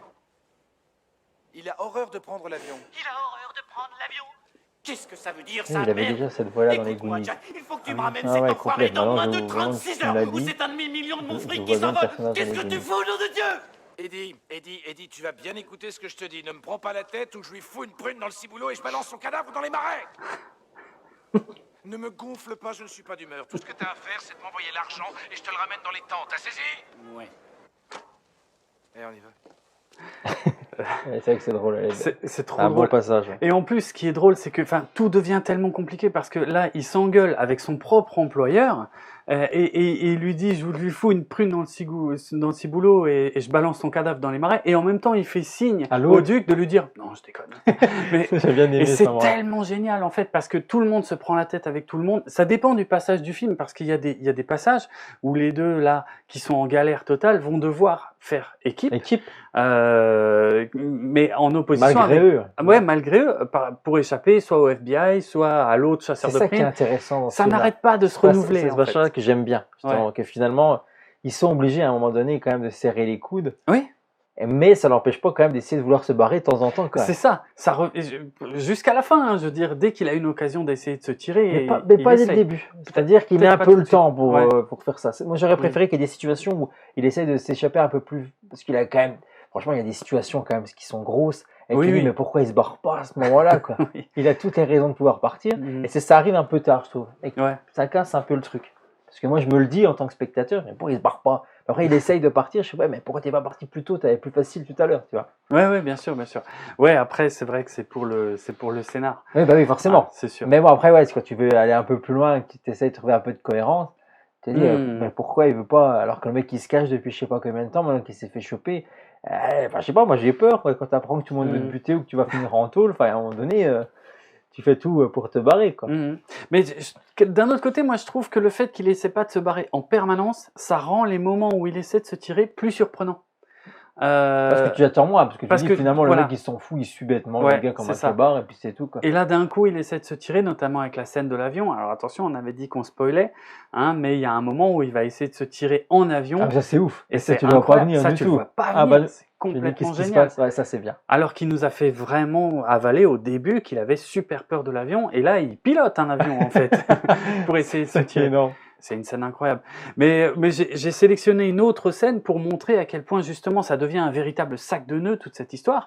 Parce que là, on s'est surtout concentré donc sur eux deux et on a montré des scènes. Alors là, on a montré une scène qui était un peu plus sur la comédie justement grâce au dialogue. Oui. Mais maintenant, j'ai envie de montrer un peu tout le talent de Martin Brest, parce qu'il avait fait la même chose sur le flic de Beverly Hills, où il mélange la comédie et l'action en même temps. C'est-à-dire qu'on a une bonne grosse scène d'action de course-poursuite et en même temps des dialogues qui me font hurler de rire. À un moment, il leur dit « Vous êtes les deux chasseurs de primes les plus nuls que j'ai jamais vus. » Les plus cons même, je crois. C'est ça, ouais. Donc voilà, donc le contexte, c'est que l'autre chasseur de primes, Marvin, le fameux Marvin, il l'a retrouvé, il les a retrouvés en même temps que les mafieux, mais il a réussi à se débarrasser des mafieux momentanément et il les a embarqués parce que Robert De Niro s'est menotté au duc. Donc du coup, il est obligé de prendre les deux avec lui dans une voiture et il y a les mafieux qui les retrouvent en hélicoptère juste à ce moment-là et ça donne pour moi la plus grosse scène d'action du film, même s'il y en a plusieurs. Il y en a vraiment beaucoup. C'est vrai que celle-là elle est impressionnante. Je pense que là on monte au sommet pour celle-là. On va la regarder. La scène de l'hélicoptère que j'adore, où là il y a vraiment un peu, il y a presque tout le monde. Il manque que le FBI dans cette scène-là. Oui, c'est vrai. Hein, et ils arrivent bien après. Ouais. La vraie scène où il y a tout le monde, c'est la scène de fin, de toute façon, dans l'aéroport. Là, il y a absolument tout le monde. C'est vrai, ouais. Mais on va se regarder déjà celle de l'hélicoptère qui donne un aperçu de vraiment du côté action du film qui est... Vous n'y allez pas à moitié. Ouais, c'est Eddie. On peut rien te cacher. Oh, l'espèce de morue. Tu sais que j'ai un contrat avec lui en plus? T'as un contrat? Ouais, je l'ai signé mardi. Il m'a appelé pour me dire que tu t'en sortais comme une anglaise. Quoi, moi? Je m'en sors pas du tout comme une enclume. Tu devais être à Los Angeles Ah, avant-hier. écoute, Marvin, j'attends pas après toi pour savoir comment faire ce putain de boulot. J'ai presque envie de le laisser partir juste pour voir Eddie crever la gueule ouverte. Ah, mais ça, c'est une excellente idée. Quoi? Non, On vous a sonné, vous? Bon, alors, l'enfoiré, on t'a sonné. De toute façon, c'est pas toi qui le ramène, abruti. C'est moi. T'as entendu? C'est quoi ça encore, bordel? Oh non, c'est pas possible! Même la musique, incroyable, ça va pas horrible à ce moment-là. Ça marche trop bien. C'est une comédie avant tout. Les chasseurs de primes les plus cons que j'ai jamais rencontrés! C'est le mec qui engueule les chasseurs de primes. Vous seriez même pas capable de livrer une bouteille de lait!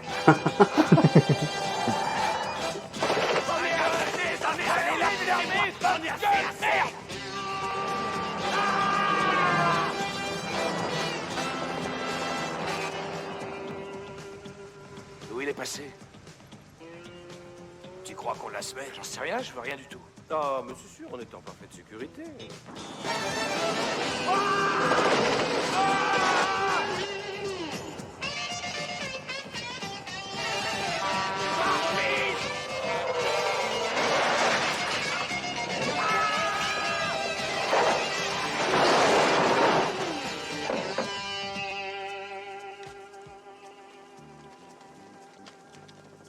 Ça va? Ah non, c'était très bien, très amusant. Marvin, passe-moi une arme, vite. C'est ça, et mon cul.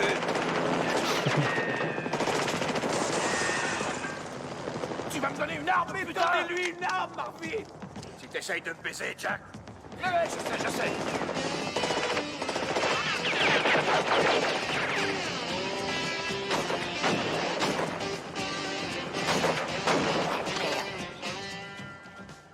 Ils en ont pas après moi. Non, je rigole. Mais je croyais que tu les avais jetés. Faut pas croire les gens sur parole, Marvin, c'était mes clés de voiture.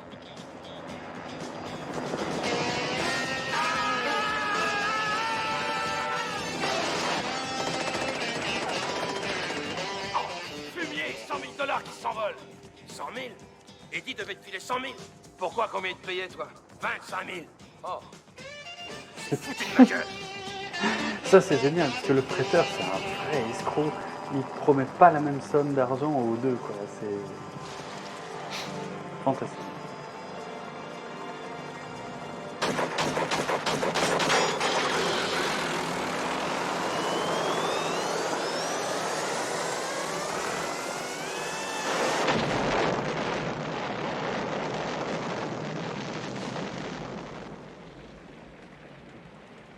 Merde alors, tu l'as eu, Jack.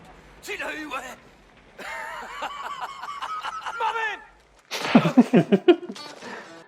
C'est trop bien, ça marche. Tout le temps, ouais. Ça m'éclate. Tiens, une remarque justement à propos du fait qu'ils jurent comme des charretiers, les chasseurs de primes. Il faut savoir que Robert De Niro, pour préparer le rôle, a passé du temps avec de vrais chasseurs de primes et, des vrais flics, qui faisaient ce taf-là pour préparer le rôle, quoi, pour être à fond dedans. Et effectivement, il a témoigné, c'est un milieu où les mecs, ils jurent non-stop. Évidemment, en anglais, c'est un autre mot, hein, c'est le fameux mot qui commence par F, qui est si compliqué pour les Américains. C'est incroyable, Ils bipent à tout va, qu'ils le disent dans une émission de télé. C'est ça. Mais en tout cas, c'est le reflet de la réalité, ils parlent vraiment comme ça, les mecs, quoi. Et autre anecdote avec la scène qu'on vient de voir, donc à la fin, on a le duc qui tombe dans l'eau, et juste après, il y a De Niro qui va aussi sauter dans l'eau pour aller le chercher. Et c'est assez marrant, et ça se voit absolument pas. Ah oui, mais parce que moi, quand j'ai regardé un petit peu... T'as trouvé l'anecdote? Ouais, que ça a été tourné en Nouvelle-Zélande, ce passage. Ouais. Juste la rivière. Juste pour la rivière. Juste la rivière. Pour voir qu'il n'y a pas assez de rivières aux États-Unis. Alors, c'est pas ça le problème. Le problème, c'est une question de température, figure-toi. Parce qu'effectivement, tout le film est tourné aux États-Unis, sauf la scène de la rivière, parce que la rivière est trop froide aux États-Unis. C'est ouf. Ouais, l'eau est trop froide, donc ils font bouger toute la production en Nouvelle-Zélande. Juste pour la scène là. Pour tourner. Ils se disent pas, bon, finalement, on va peut-être couper ce passage-là, on va trouver autre chose. Non. Ils veulent leur moment dans l'eau. C'est ça. Donc, du coup, ils vont tourner ça de l'autre côté du monde, en Nouvelle-Zélande. Ouais. Non, mais ça, c'est moi. Quand j'ai lu ça, c'est dingue. Hein. C'est dingue. Et tu le vois pas. Hein. Dans le film, tu vois aucune différence. Tu te dis, ouais, c'est une rivière. Donc, de toute façon, ah oui, c'est pour ça que je dis, la rivière, c'est une rivière. Mais non, c'est la température de l'eau qui a fait qu'ils ont été tournés ça en Nouvelle-Zélande, juste le bout là. Et même en Amérique du Sud, il n'y a pas de rivière plus chaude. C'est plus près, quoi. C'est vrai. Parce qu'ils se disent, quitte à bouger, parce que le coût ne change plus énormément, je pense, que tu ailles là ou que tu ailles 2 pays en dessous, quoi.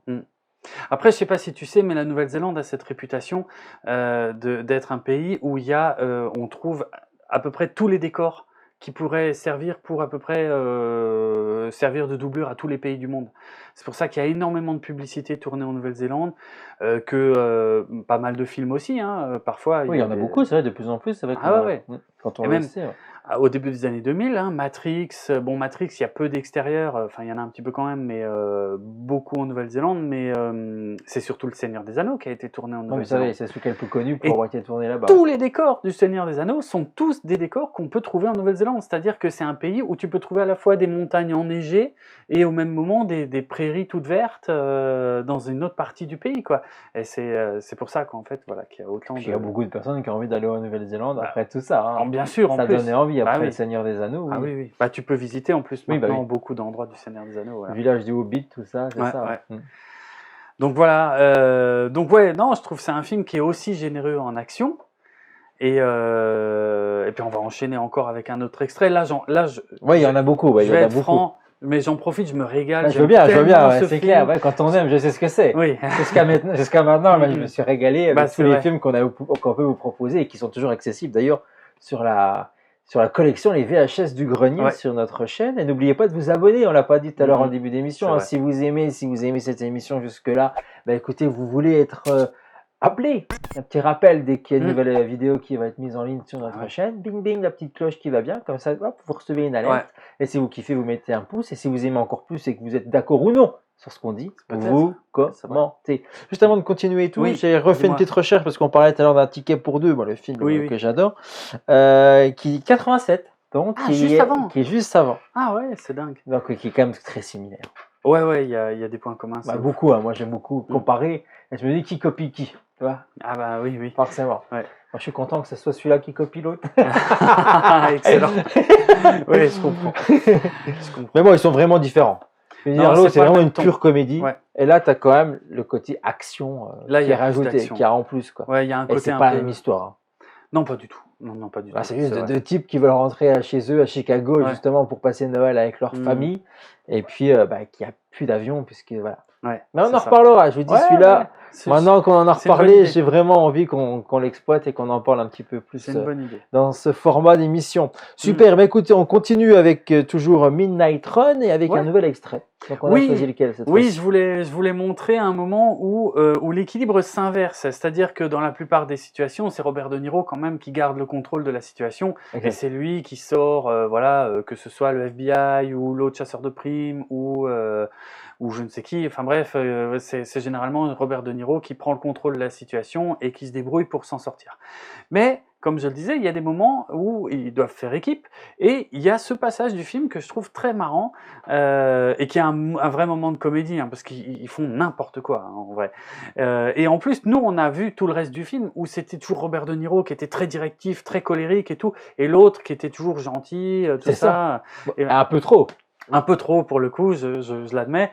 Et donc il y a ce moment où ils ont plus de fric, ils ont faim, est bien à ce moment-là. Ils crèvent la dalle et il y a le duc qui dit à Robert De Niro enlève-moi les menottes et suis-moi. Il lui dit pas du tout ce qu'il va faire. Il rentre dans un restaurant et lui dit enlève-moi les menottes, suis-moi et donne-moi la carte du FBI d'Alonzo Mosley. Donc ça c'est le running gag du film. C'est incroyable, ouais. Il lui pique sa carte tout au début et en fait tout ce qu'ils font dans le film ils le font grâce à la carte du FBI d'Alonzo Mosley. Sauf une scène, tu sais, avec la guichetière. Quand tu vas chercher le ticket du bus. Ouais. Avec la guichetière qui lui dit parce que du coup il veut passer sa carte bleue avec au nom de Jack Walsh, elle lui dit ça passe plus. Après il monte sa carte, il dit Alonzo Jack Walsh du FBI parce qu'il peut pas donner un autre nom puisqu'il a déjà donné la carte bleue. Et elle lui dit le nom que je vois sur cette carte de FBI n'est pas Walsh. Et du coup il y a le duc qui est derrière qui fait des signes à la guichetière. Non, ne croyez pas, il raconte n'importe quoi, il est cinglé. Ouais, c'est fantastique franchement. Bref. Et donc là, c'est aussi un moment de comédie qu'on va regarder, mais un peu différent, donc où c'est le duc qui va cette fois sauver la situation et improviser complètement avec Robert De Niro qui doit suivre le mouvement et il sait pas ce qu'il va faire pour aller récupérer du fric.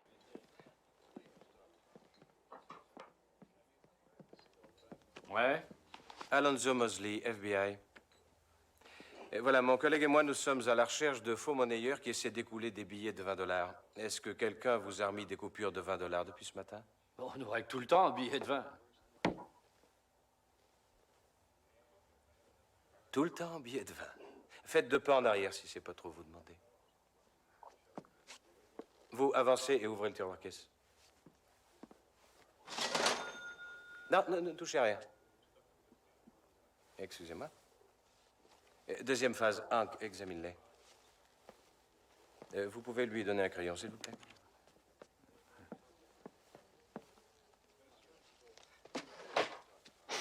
Vérifie la proportion de tournesol. Tu vérifies la proportion de tournesol. C'est n'importe quoi. Au début, je me dis, qu'est-ce qu'ils font quoi.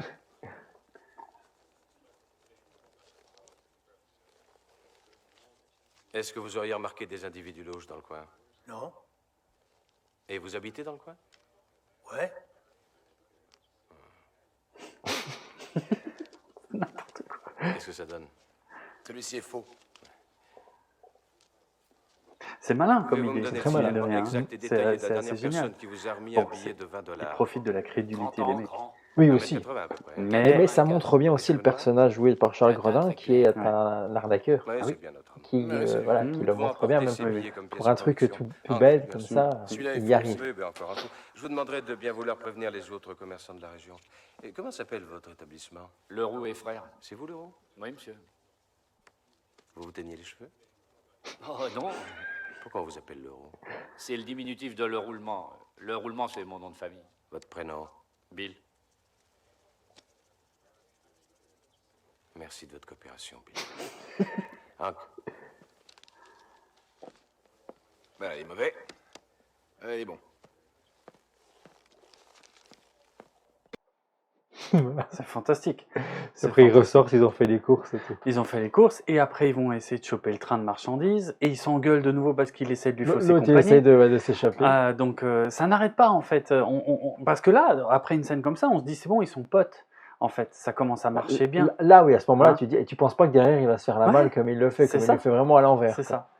Non, c'est voilà, c'est pour ça que j'adore ce film, c'est parce qu'il y a des tas de rebondissements. On raconte pas tout le film, on montre pas tout. Non, parce qu'il y en a mais encore beaucoup Il y en a, ouais, il y en a plein. Franchement, il y en a plein. Il y a à chaque fois autre chose en fait. Dans chaque ville, il y a à chaque fois un autre truc. Soit c'est le FBI qui leur tombe dessus, soit c'est le chasseur de primes, soit c'est les mafieux, soit c'est le duc qui essaie de se barrer. Voilà, il y a toujours autre chose. C'est pour ça que moi, ce film, je le trouve fantastique parce qu'il est ultra rythmé et tout quoi. Et le point culminant, alors là, forcément, on y arrive. Ouais, c'est la scène finale. Alors pareil, il faut que je donne un tout petit peu de contexte parce que là, on montre pas toutes les scènes. Mais globalement, à la fin, c'est les mafieux qui ont récupéré le duc. De Niro tente une entourloupe. Il dit attends, en fait, comme ils ont tellement peur qu'ils témoignent, on va leur faire croire qu'il y a des preuves sur des disquettes qu'il avait avec lui. Et donc, je vais essayer de l'échanger contre les disquettes, parce que eux, surtout, ce qu'ils veulent, c'est plutôt détruire les preuves. La raison pour laquelle ils voulaient tuer le comptable, c'est pour détruire des preuves, en fait. Donc, il va leur faire croire qu'il y a des preuves des transactions des mafieux sur les disquettes, qu'il va échanger contre le duc pour le récupérer. Et donc il fait un deal avec le FBI, parce que c'est ça, là ça devient complètement dingue. Et donc le FBI dont il a usurpé l'identité pendant tout le film, le fameux Alonzo Mosley, là, il fait un deal avec lui pour que justement tout ça se passe sous le contrôle du FBI à l'aéroport de Las Vegas, parce que dès que le mafieux prend les disquettes, et ben c'est bon, il est condamnable. Il est pris en flagrant délit et c'est bon quoi. C'est ça. Et du coup, le FBI il chope le mafieux, lui il peut garder le duc et le ramener et toucher la prime, et tout ira bien. Ouais. Voilà, tout ira bien. Et sauf que Marvin est là à l'aéroport pile au même moment parce qu'il s'est fait blouser. Bref, tout le film aussi. Voilà. Et il arrive quand même à un moment quoi. Il y a un moment dans le film où comme tu dis, le retournement de situation où Robert De Niro perd tout. Oui. C'est à ce moment-là, il le prend, il part avec et il se retrouve des et tu te dis, merde, comment il va faire à ce moment-là, même toi tu te dis, forcément il va y avoir quelque chose, mais tu ne vois pas venir, tu essaies de tout imaginer, mais tu n'arrives pas à l'imaginer comme ça va arriver. Je suis d'accord, c'est pour ça que je trouve que le film est extrêmement bien écrit, parce qu'il y a certains retournements de situation au début, bon, quand ils font que s'échapper, tu te dis, ouais, ça va être un peu la même chose. Voilà, ça va être un peu ça tout le temps, sauf qu'il y a des moments où, effectivement, c'est les autres qui arrivent à récupérer le duc. Et ça, c'est bien. Et là, tu te dis, mais comment ils vont se sortir de ça? Et ça marche. Et tu vas pas venir, et c'est ce que j'ai aimé. Et ça marche, ouais, je suis d'accord. Cette surprise, c'est quand même assez rare. Que les codes des films, tout ça, c'est toujours un peu la même chose. Oui. Et justement, tu sais, tu arrives à deviner forcément ce qui va se passer. Ah, oui. Et pas là. Et là, pour le coup, tu dis merde. On est d'accord. Et là, il se barre pour de bon, il se retrouve tout seul dans ce désert. Et tu te dis comment il va faire. Et justement, on te montre comme s'il allait carrément abandonner. Parce que quand il part après dans ce diner où il se pose tranquillement, tu te dis c'est fini. Quoi. Là, il peut plus. En plus, il a le timing, parce qu'on pense toujours au timing, qui est quand même la référence. Il doit l'amener avant cette heure précise. Et là, tu te dis, c'est impossible. Surtout quand tu sais où ils sont encore et que tu connais un peu la cartographie des États-Unis. Tu te dis, il est pas loin de Las Vegas, mais il n'y est encore pas. Et Vegas en voiture jusqu'à Los Angeles, il y a encore 5 heures. Ouais, c'est au ça, moins. ça commence à Donc, faire voilà. mal. Non, voilà, c'est pour ça. Et donc, il y a ce point culminant entre tous les personnages. Là, il y a vraiment tout le monde au même endroit. Il y a le mafieux, on va voir, qui n'a pas revu Robert De Niro depuis des années, mais qui se souvient très bien de lui à Chicago et qui l'a fait virer et que sa femme s'est remariée. Donc il va le charrier là-dessus, mais de façon très très méchante. Mais c'est normal, c'est le méchant. Ah oui. Robert De Niro qui va rester d'un calme assez hallucinant, alors qu'il se met en colère. Parce qu'il aurait pu dérailler à ce moment-là. Et tout foutre en l'air. Et le FBI, j'adore, parce qu'il y a Fed Koto, il est fantastique dans cette scène où il dit « Je suis sur le point de faire une crise cardiaque ». Moi, il me fait éclater de rire à chaque fois. Et puis Marvin qui vient en plein milieu de la transaction, qui va mettre le truc en danger. Enfin, là, on sait pas comment la scène va finir. Franchement, exactement. C'est complètement dingue. Tu sais ce que je pensais? Je me disais que peut-être si on avait bossé ensemble autrefois, t'aurais pas l'air d'un clochard qui fait la manche sur les marches de l'église. Je fais ce que je peux, je travaille. Écoute, Jack, tu les as, ces disquettes? Tu les as perdus comme t'as perdu ton boulot. Donne-lui les disquettes, Walsh. Et toi, je te vois, mais je voudrais voir le duc. Fais pas de bile, on verra ça plus tard. Non, Jimmy, on va voir ça maintenant. Je sais pas si t'es au courant, mais c'est pas une causerie au coin du feu. Si dans 5 secondes, je vois pas le duc ici, je me tire. Toi, t'as toujours pris les choses trop à cœur. C'est vrai. Tu sais ce qu'on va faire? Tu me donnes les disquettes, on va faire un tour, et le duc, on va le chercher ensemble. Va te faire foutre. Rendez-vous au procès. Hey, Jack, attends. Mais il est dingue. Où il va? C'est bon, t'as gagné. Comment? T'as gagné. T'as envie que je le gueule pour que tout l'aéroport en profite? Où il est? Il va arriver. Je croyais avoir dit aucun gorille. Qu'est-ce que t'en as à foutre? Tu vas avoir ce que tu voulais. Je viens de te le dire il y a une seconde. Je sens que je vais avoir un infarctus avant que ça se termine. Je suis au bord de la crise cardiaque.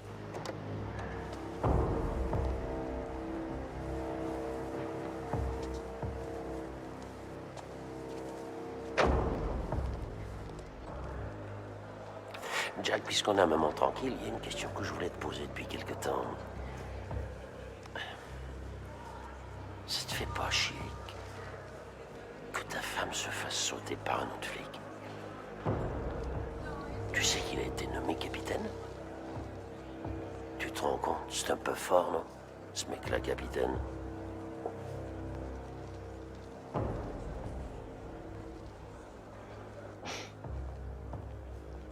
Monsieur, vous désirez? Je voudrais un aller simple pour Los Angeles. Un aller simple Los Angeles. Fumeur ou non fumeur? Vous êtes fort en devinette? Alors, anecdote intéressante, le guichetier, c'est Martin Brest, c'est le réalisateur du film. Ah, ok. C'est un petit caméo rigolo. Mais qu'est-ce qu'il fume dans le film? De Niro, il arrête pas. Il arrête pas. Vous réglez votre billet comment, monsieur? Ouais, vraiment la promotion de la clope, ça. Ah ouais, dans celui-là, ouais.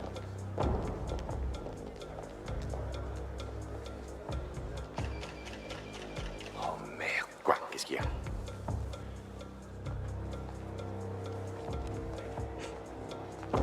Là, il va s'énerver.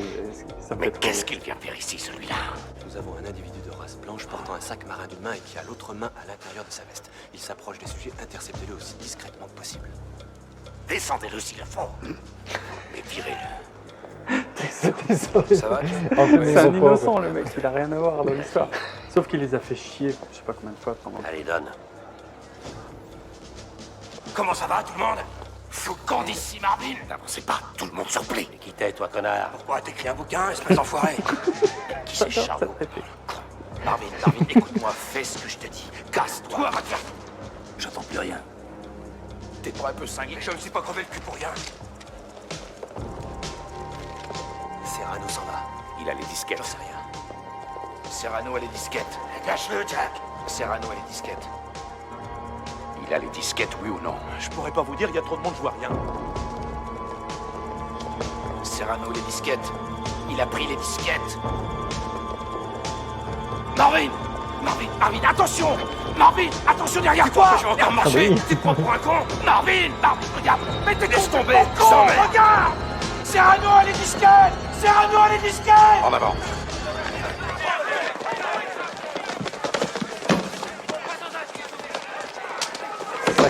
Il y a plein de running gags qui trouvent leur conclusion même dans cette scène-là. Et ce qui est bien, c'est que ça finit pas en explosion, en grand, ça tire dans tous les sens, où tout le monde crie. Ouais. C'est que, tu vois, la tension, elle monte, et finalement, ça se termine comme ça, où tout se finit bien, mais propre. Pas comme dans les films américains, il aurait fallu que la moitié de l'aéroport explose, que, je sais pas, il y a 3 personnes soient mortes. Là, c'est de l'écriture, c'est vraiment de la qualité d'écriture. C'est pour ça que je suis surpris que ce scénariste n'ait rien fait d'autre de notable.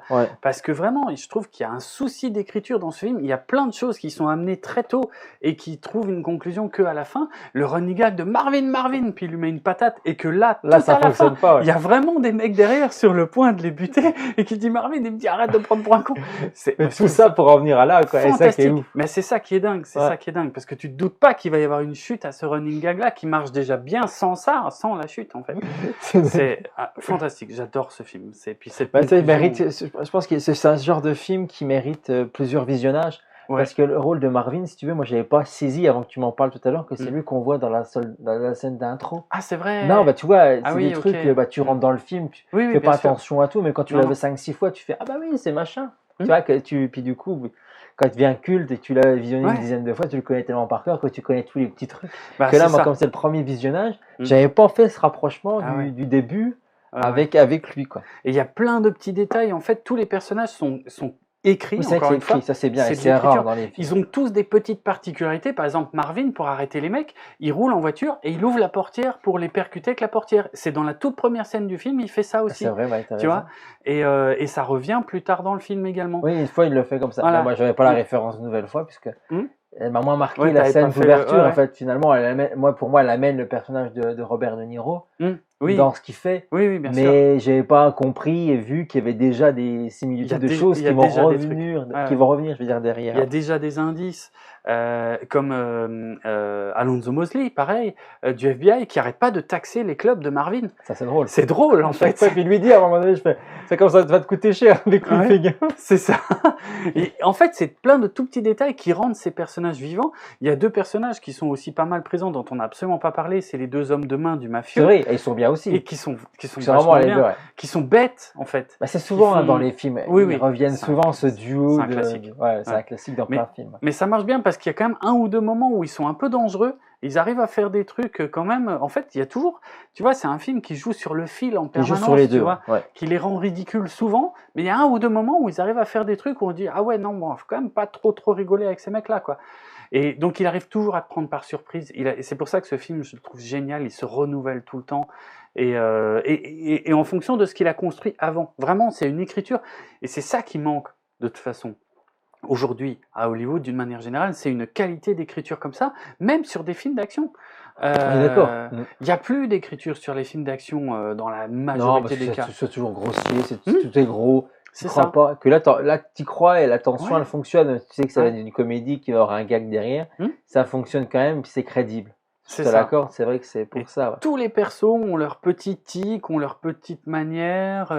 Je te dis, Robert De Niro qui écoute sa montre qui marche plus tout le temps et qui construit un truc par rapport à sa femme et qui revient à la fin. En fait, tu te rends pas compte à quel point tous les petits détails du film ont à chaque fois mènent vers quelque chose. Et ça, c'est pour ça que je trouve ce film. Mais c'est parce que je le connais par cœur. C'est vrai qu'au premier visionnage, c'est chaud. Je l'ai pas forcément seulement au plan final. Où je l'avais vu faire, Et finalement, tu fais le rapprochement là, mais tout le temps. Mais j'avais pas vu qu'il le faisait tout le temps. Il le fait tout le temps, il n'arrête pas pendant le film. Et il y a même un moment où le duc lui dit, mais c'est quoi le truc avec cette montre? Si elle marche pas, achetez-en une nouvelle. Et il lui explique que c'était un cadeau de sa femme et que du coup, ça montre qu'il n'est pas prêt à tourner la page. Qui en fait, tu vois, on disait, on pourrait avoir l'impression que c'est un connard et qu'il est jamais revenu, mais sa femme, elle a refait sa vie aussi. Ouais, c'est ça aussi, oui. Puis lui, il est parti parce que il avait pas on trop l'a le choix. sali, il a pas eu le choix. Voilà. Et donc, du coup, c'est lui qui a finalement du mal à tourner la page. Et c'est presque lui la victime, en fait, dans ce film. Mais vu qu'il n'arrive pas à en parler et qu'il se met en colère, souvent, on ne s'en rend pas forcément compte tout de suite de ça. Donc voilà, non, moi je trouve que c'est un film qui est d'une finesse d'écriture et en plus, tout est génial, les interprétations, les voix françaises, pour une fois. Ça c'est vrai. Franchement, moi, je trouve qu'elles sont. On est quand même, pour les voix françaises, on peut quand même dire qu'on est quand même un des pays, voire le pays où on fait quand même les meilleurs doublages au monde. À cette époque-là. Maintenant, je suis moins d'accord. On est d'accord. Vous savez que les films des années 80-90, c'est fabuleux. C'était fabuleux. Vraiment, on avait des doubleurs à partir de, je dirais des années 70 aux années 90. On a eu des doubleurs français extraordinaires, alors qu'aujourd'hui tout est lissé, en fait, je trouve, et tout le monde a un peu la même voix, et je trouve ça dommage. Ouais, parce qu'on a peut-être un peu moins de liberté, peut-être. C'est possible aussi. C'est ça aussi, je pense que, comme tu dis, et que tu l'as vu, si tu regardes le film en VO et tu regardes en VF, tu le trouves plus drôle en VF, parce que justement, je pense qu'eux, ils en rajoutent plus que ce que les comédiens en ont fait. Parfois, Et du coup, c'est plus le même film aussi. Et je pense que la ligne éditoriale aujourd'hui, peut-être dans les studios de doublage, c'est de dire, faut quand même que le personnage, comment il a été réalisé et comment il est joué par le comédien, il soit retranscrit de la même manière. On peut pas non plus s'amuser à changer. Et pour ça, je peux comprendre. Mais Eddie Murphy, je reviens là-dessus, sans la voix d'Axel Foley, le film n'est pas du tout la même chose. C'est pas le même personnage. J'ai jamais regardé un flic de Beverly Hills en VO, mais il faudrait que je le fasse pour vraiment. Et je suis sûr que c'est plat. Et je l'avais fait, je te dis ça, mais en fait, je l'avais fait pour Un prince à New York. Et c'est exactement la même chose parce que il apporte énormément le doubleur français. Et pour moi, Eddie Murphy, il est mort au moment-là, quoi. Et chacun est là, même si tu veux, Bruce Willis, c'est pareil, tu lui enlevais sa voix. Alors, c'est un peu de dire ça aujourd'hui, c'est moche. Mais tu lui enlèves sa voix, il est décédé aussi, sa voix à Bruce Willis. Donc c'est pareil, tu mets une autre voix à Bruce Willis, c'est plus Bruce Willis. Je suis d'accord. C'est plus le même comédien, tu as l'impression qu'il joue mal parce que. Mais c'est parce que finalement, c'est pas Bruce Willis, c'est le doublage. Et ça m'a toujours gêné dans le 5e élément, parce que dans le 5e élément, il n'a pas cette voix-là. Il n'a pas sa voix habituelle, et c'est vrai que j'adore le 5e élément, et ça passe bien. Ça passe bien, franchement, mais il manque un truc. C'est pas la bonne voix, quoi. Mais après, Bruce Willis, au début, il a eu d'autres voix aussi. Enfin bref, c'est... Oui, c'est vrai qu'avant de trouver la bonne voix et qui va suivre un personnage... Il en a eu aussi plusieurs, quoi. Mais parce que c'est assez marrant parce qu'il y a quand tu regardes surtout, c'est pas que Bruce Willis finalement a pas tellement changé, mais par contre si tu regardes les vieux films avec Tom Cruise avait la voix de Bruce Willis en France. Ah oui, c'est vrai ça. Et c'est assez dingue en fait, parce que je m'en étais pas rendu compte pendant longtemps, et parce que Tom Cruise du coup lui a changé maintenant complètement de voix en France, et on a oublié que dans les vieux films en fait il avait exactement la même voix que Bruce Willis, et ça nous choquait même pas. Maintenant ça ne choque pas. Comme là maintenant que tu me dis que c'était Danny DeVito, c'est une évidence, évidence de ouf. Quand tu le sais, que tu l'écoutes. Maintenant quand je vais voir les Goonies, alors que je l'avais jamais fait. Alors qu'ils ont la même voix, c'est clair. Mais si tu me le dis pas, on fait pas forcément le rapprochement. Ça reste aussi les doubleurs, c'est pas pour rien qu'il faut pas dire doubleur d'ailleurs, il faut dire comédien de doublage, parce que ce sont des comédiens. Vrais comédiens, c'est un métier. Ouais, c'est ça. Ils arrivent. Bien sûr, c'est toujours la même voix, plus ou moins, mais ils arrivent à l'incarner de façon totalement différente. C'est pas juste du fait que c'est pas sur le même acteur qu'on les reconnaît pas, c'est qu'ils ont aussi une façon de la jouer qui fait qu'on fait pas le lien. C'est celui qui fait celle de Stallone, surtout pour les Rocky et tout. Il a quand même une voix singulière et qu'il utilise. Clairement. Et il était invité sur un plateau de télévision et tout le monde lui demandait, fais-nous Stallone, fais-nous Rocky et tout. Et lui, non, je peux pas. Moi, je le fais. C'est quand je suis en train de le doubler, quand je suis en train de jouer comme Stallone, mais je peux pas vous le faire à la commande. Alors, je pense qu'il aurait pu très bien le faire, mais je comprends l'idée. C'est pour montrer que le doubleur, c'est un comédien avant tout, et que c'est pas une caricature de ce qu'il essaye de faire avec un des personnages qu'il peut faire au cinéma. Je pense qu'il est là le lien. Tout à fait. Et c'est passionnant. Enfin, je pense que le métier de doubleur est malheureusement un peu trop dans l'ombre. Dans l'ombre, et il y a des plus maintenant. J'ai l'impression que ça devient des légendes, parce que toi on en parle, et pour nous c'est des légendes parce qu'on les entend depuis qu'on est tout petit, et là ils disparaissent.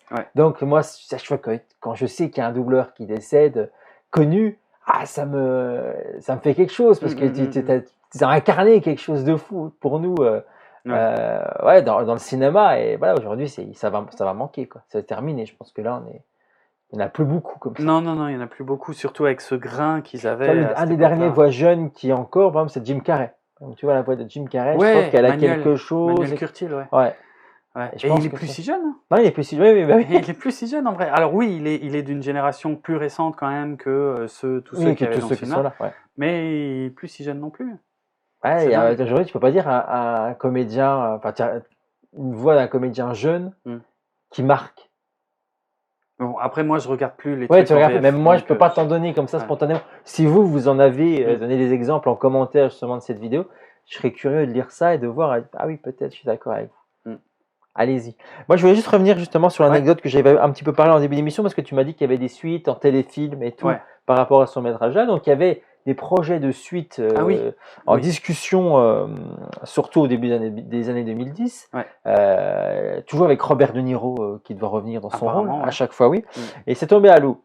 Et là, dernièrement, et plus récemment, parce que Universal a annoncé en 2021, donc hier, si tu veux, qu'ils étaient en train de développer une suite avec Regina Hall. Alors peut-être que Regina Hall ça ne te dit rien et que ça ne te dira rien, mais si on a tous vu les sagas Scary Movie par exemple, c'est la fille black dans les Scary Movie et tout, qui devait revenir prendre place, j'imagine, dans une suite à la place de Charles Grodin. À la vie, c'est le problème, c'est qu'on va avoir droit à une suite qui va être calquée sur le premier et qui vont juste changer en mettant un personnage féminin, parce que Robert De Niro, lui, est pressenti toujours pour revenir en tant qu'acteur et producteur. Donc c'est-à-dire qu'à mon avis, ce film-là, il a une saveur particulière pour lui et qu'il a envie de revenir, puisque déjà en 2010, il avait été déjà pressenti, lui, pour revenir dans une suite au cinéma pour Midnight Run. Alors peut-être que c'est pour une plateforme. Et là, on parle d'Universal quand même. Après, Universal, aujourd'hui, a Universal Plus. Et je pense qu'ils vont devoir aller piocher aussi dans leur franchise pour alimenter leur plateforme. C'est ce qu'ils font tous. Et il faut le faire rapidement parce qu'à mon avis, on est déjà sur la fin. On est déjà sur la fin. On voit Salto qui vient de disparaître en France. Bon, avec les merdes qu'il y avait dessus, je peux comprendre. Non, mais sérieux, que j'en ai à foutre. Je dis ça, pardon, je respecte les personnes qui regardent et qui ont envie de regarder ces merdes, mais chacun fait ce qu'il veut. Mais là, les téléfilms, les séries TF1, là, demain m'appartient ou demain nous appartient, je sais pas quoi, de pouvoir le voir 3 heures avant qu'il passe à la télé. Pardon. Moi, ça m'a toujours fait sourire. Payer autant pour ça. C'est clair. Enfin bref. Donc voilà, moi je pense que là, on est quand même sur un grand tournant. Même si les grandes, comme on l'a déjà dit dans cette émission-là, mais si on sait que Netflix a réduit énormément, est en train de changer ses conditions d'utilisation. C'est un peu comme les réseaux sociaux. Je suis désolé, quand Facebook disait par exemple qu'ils resteront gratuits, toujours gratuits, et qu'aujourd'hui on est en train de revenir plus ou moins là-dessus, ça restera gratuit. Mais si tu veux plus de choses, si tu veux être plus vu, il va falloir commencer à casquer. Donc on est un peu là. Ça n'a rien à voir, mais le parallèle il est quand même un petit peu là. Bien sûr. Netflix était quand même, il surfait là-dessus en disant, écoutez, vous allez pouvoir le partager, votre compte, vous faites ce que vous voulez, vous payez, mais vous partagez, parce que c'était un peu comme ça que c'était vendu. Puis aujourd'hui, on supprime ça, alors que c'est la base même de ce qu'ils t'ont fait, ils t'ont vendu le Netflix à l'origine. Ils communiquaient même là-dessus, bien sûr. Complètement. Alors que techniquement, c'était jamais trop un usage normal. Mais en tout cas, c'est vrai qu'ils encourageaient presque parce qu'ils savaient que c'était populaire. Maintenant, ils reviennent dessus. Maintenant, ils reviennent dessus parce que c'est des abonnements en moins. Bref, tout ça pour dire que voilà, donc affaire à suivre pour le moment. Bon, c'était annoncé comme le 8 novembre 2021. Alors c'est peut-être toujours en développement, mais quand même, on est déjà en 2023, il y aurait peut-être quelque chose, on serait déjà en tournage, je pense. Oui, je pense, parce que c'est pas des films qui nécessitent spécialement des effets spéciaux ou je sais pas quoi, tu vois, il n'y a pas besoin, il faut juste un bon scénar. Et ça, par contre, c'est compliqué, c'est devenu rare. C'est devenu rare, et là, bon, on sait qu'on va avoir une suite qui va être calquée sur le premier en moins bien, c'est sûr. Voilà, clairement. Moi, j'adorerais une suite avec les deux, mais en même temps, ça serait du réchauffé. Ah, Charles Grodin, il est mort? Oui, il est mort pendant la Covid. Oui, il est mort en 2020. Ouais. Ah, je pensais que tu savais. Je m'en souviens. Il est décédé. Il était âgé quand même. Franchement, on croirait même que dans le film, j'ai l'impression que De Niro est plus vieux que Charles Grodin. Or, dans la réalité, non, ils ont bien 6-7 ans de différence. Il est bien plus âgé, Grodin. Je savais pas. Wow, il est décédé il y a 2 ans, Ok, mais pourtant je l'avais peut-être lu parce que j'imagine qu'ils en avaient parlé et puis j'ai zappé. Mais non, mais ok. Oui, donc du coup, forcément, une suite serait avec quelqu'un d'autre. Ouais, bon. On se doute de toute façon hein, que ce sera pas. Que ce sera pas. On peut pas. Ouais, bah non. Bah, comme toutes les suites de toute façon. Il avait 86 ans, Grodin quand même. Donc, tu vois, quand j'ai 6-7 ans de différence quand même avec De Niro. Ah, je pensais pas. Ok. Voilà. Ok. Il est mort 2021. Je dis 2020, c'est pas vrai. Ouais. C'est 18 mai 2021. Wow. Ok, bon. Voilà. Eh Il avait un cancer. D'accord. Et bon, voilà. Bon, voilà, je pense qu'on a fait le tour de toute façon de ce film. J'espère que. Alors, on n'a pas parlé de la fin du coup, je sais pas si tu veux en en parler. Je pense pas. Mais... Non, je pense pas. Je pense qu'il vaut mieux en laisser un petit peu pour vous donner envie, parce que si le film n'est pas très connu et qu'il est vraiment passé à côté de beaucoup de spectateurs, et peut-être vous en faites partie, on vous laisse ce moment-là. On vous a montré la fin. Mais il y a deux fins. Il y a deux fins. On vous a montré la fin d'action qui clôture tout ça. Mais il y a aussi la fin entre les deux personnages, forcément. Comment la suite va avoir lieu. Ben oui. On vous en dit pas plus. On vous laisse découvrir Midnight Run. Voilà. J'espère vous avoir donné envie. Moi, c'est un film que j'adore, donc je suis probablement pas très objectif. Mais en tout cas, on n'a pas tout montré. Il y a plein d'autres scènes. Beaucoup de choses, et c'est rare. Parce que comme dans les bandes annonces, quand on fait le tour dans Bande Annonce Express, généralement, ce qu'on voit dans la bande annonce, on nous a montré tout. Et là, non, parce qu'on a vu la bande-annonce. Et la bande-annonce, elle est bien montée. Elle nous montre pas la fin, elle nous explique pas tout le film, comme on fait aujourd'hui, qui me démoralise de ouf. Quoi. Donc, il en reste. Si le film vous branche, débrouillez-vous pour vous le procurer et regardez-le. J'espère que vous passerez un bon moment. En tout cas, moi, je l'adore. Je l'ai assez dit. Et il y a encore de quoi voir, même si on vous a montré quelques extraits. Voilà. Merci pour cette découverte. De rien, je suis très content d'avoir pu parler de ce film. Je vois bien. Et tant mieux, c'est cool. Voilà. Alors d'autres films à venir, toujours sur... Parce qu'il y en a plein d'autres en grenier, on va les visiter. Parce que nous, on habite en dessous d'un vidéoclub. Oui. Et au-dessus, il y a les cartons des VHS, donc on pioche. On dit, oh putain, tu te souviens de ça? Non, je ne me souviens pas. On va en parler. Et c'est comme ça. Alors peut-être un ticket pour 2 prochainement. Pas le prochain film, parce qu'on est tout... Voilà. Pas trop proche. Là, on avait fait beaucoup Kathleen Turner. On a fait sa film. Donc là, maintenant, on va laisser un petit peu de côté. Parce qu'on on a bien parlé. Et voilà, pourquoi pas pour un road movie prochain. Celui-là, on le sortira des cartons avec bien plaisir. Mais écoutez, abonnez-vous si ce n'est toujours pas fait. La petite cloche, elle est là. Gling, gling, gling. Vous la sonnez, vous y allez, vous mettez le petit pouce bleu qui va bien. Celui qui se lève, pas celui qui descend, s'il vous plaît. Enfin, vous avez long, faites ce que vous voulez. Mais on préfère celui-là. C'est plus fun, c'est plus cool. Et bien sûr, vous commentez un max. On aime vous lire. En tout cas, merci de votre fidélité, puisque vous êtes de plus en plus nombreux à regarder l'émission, à nous suggérer des choses, à nous dire plein de retours. Donc ça, on est content. On aime ça. Continuez comme ça. C'est toujours un réel plaisir. On se retrouve prochainement pour d'autres films, des films qui sortent à l'affiche au cinéma. Alors, ça fait longtemps qu'on n'a pas fait un film qui sort au cinéma. Il va falloir refaire ça. De toute façon, on fera Scream. Ah oui, mais plutôt décalé, parce qu'on pourra malheureusement pas le tourner rapidement pour vous. Mais il y a plein d'autres choses. On aurait bien voulu faire le Spielberg également, sorti il y a quelques jours, quelques semaines, même maintenant. Enfin bref, il y en a énormément. Mais voilà, il faut qu'on se recentre un petit peu peut-être sur les sorties ciné aussi, parce qu'on a des découvertes. On parle de Bande Annonce Express les mercredis. Justement, on découvre, on regarde une bande annonce avec vous. Et on débat et on en parle, nos craintes, nos attentes sur ces films, on vous donne tout. Donc ça, c'est à retrouver quasiment toutes les semaines sur notre chaîne. Et puis voilà, puis ce format VHS du grenier à retrouver très vite. Merci de nous avoir suivis. Merci Jérôme. Merci Florian. À très vite pour de nouvelles aventures sur la chaîne. Et merci à toi Lizou, derrière la caméra bien sûr, pour la réalisation de cette émission. Portez-vous bien, très vite pour un nouveau Stranger Film. Ciao.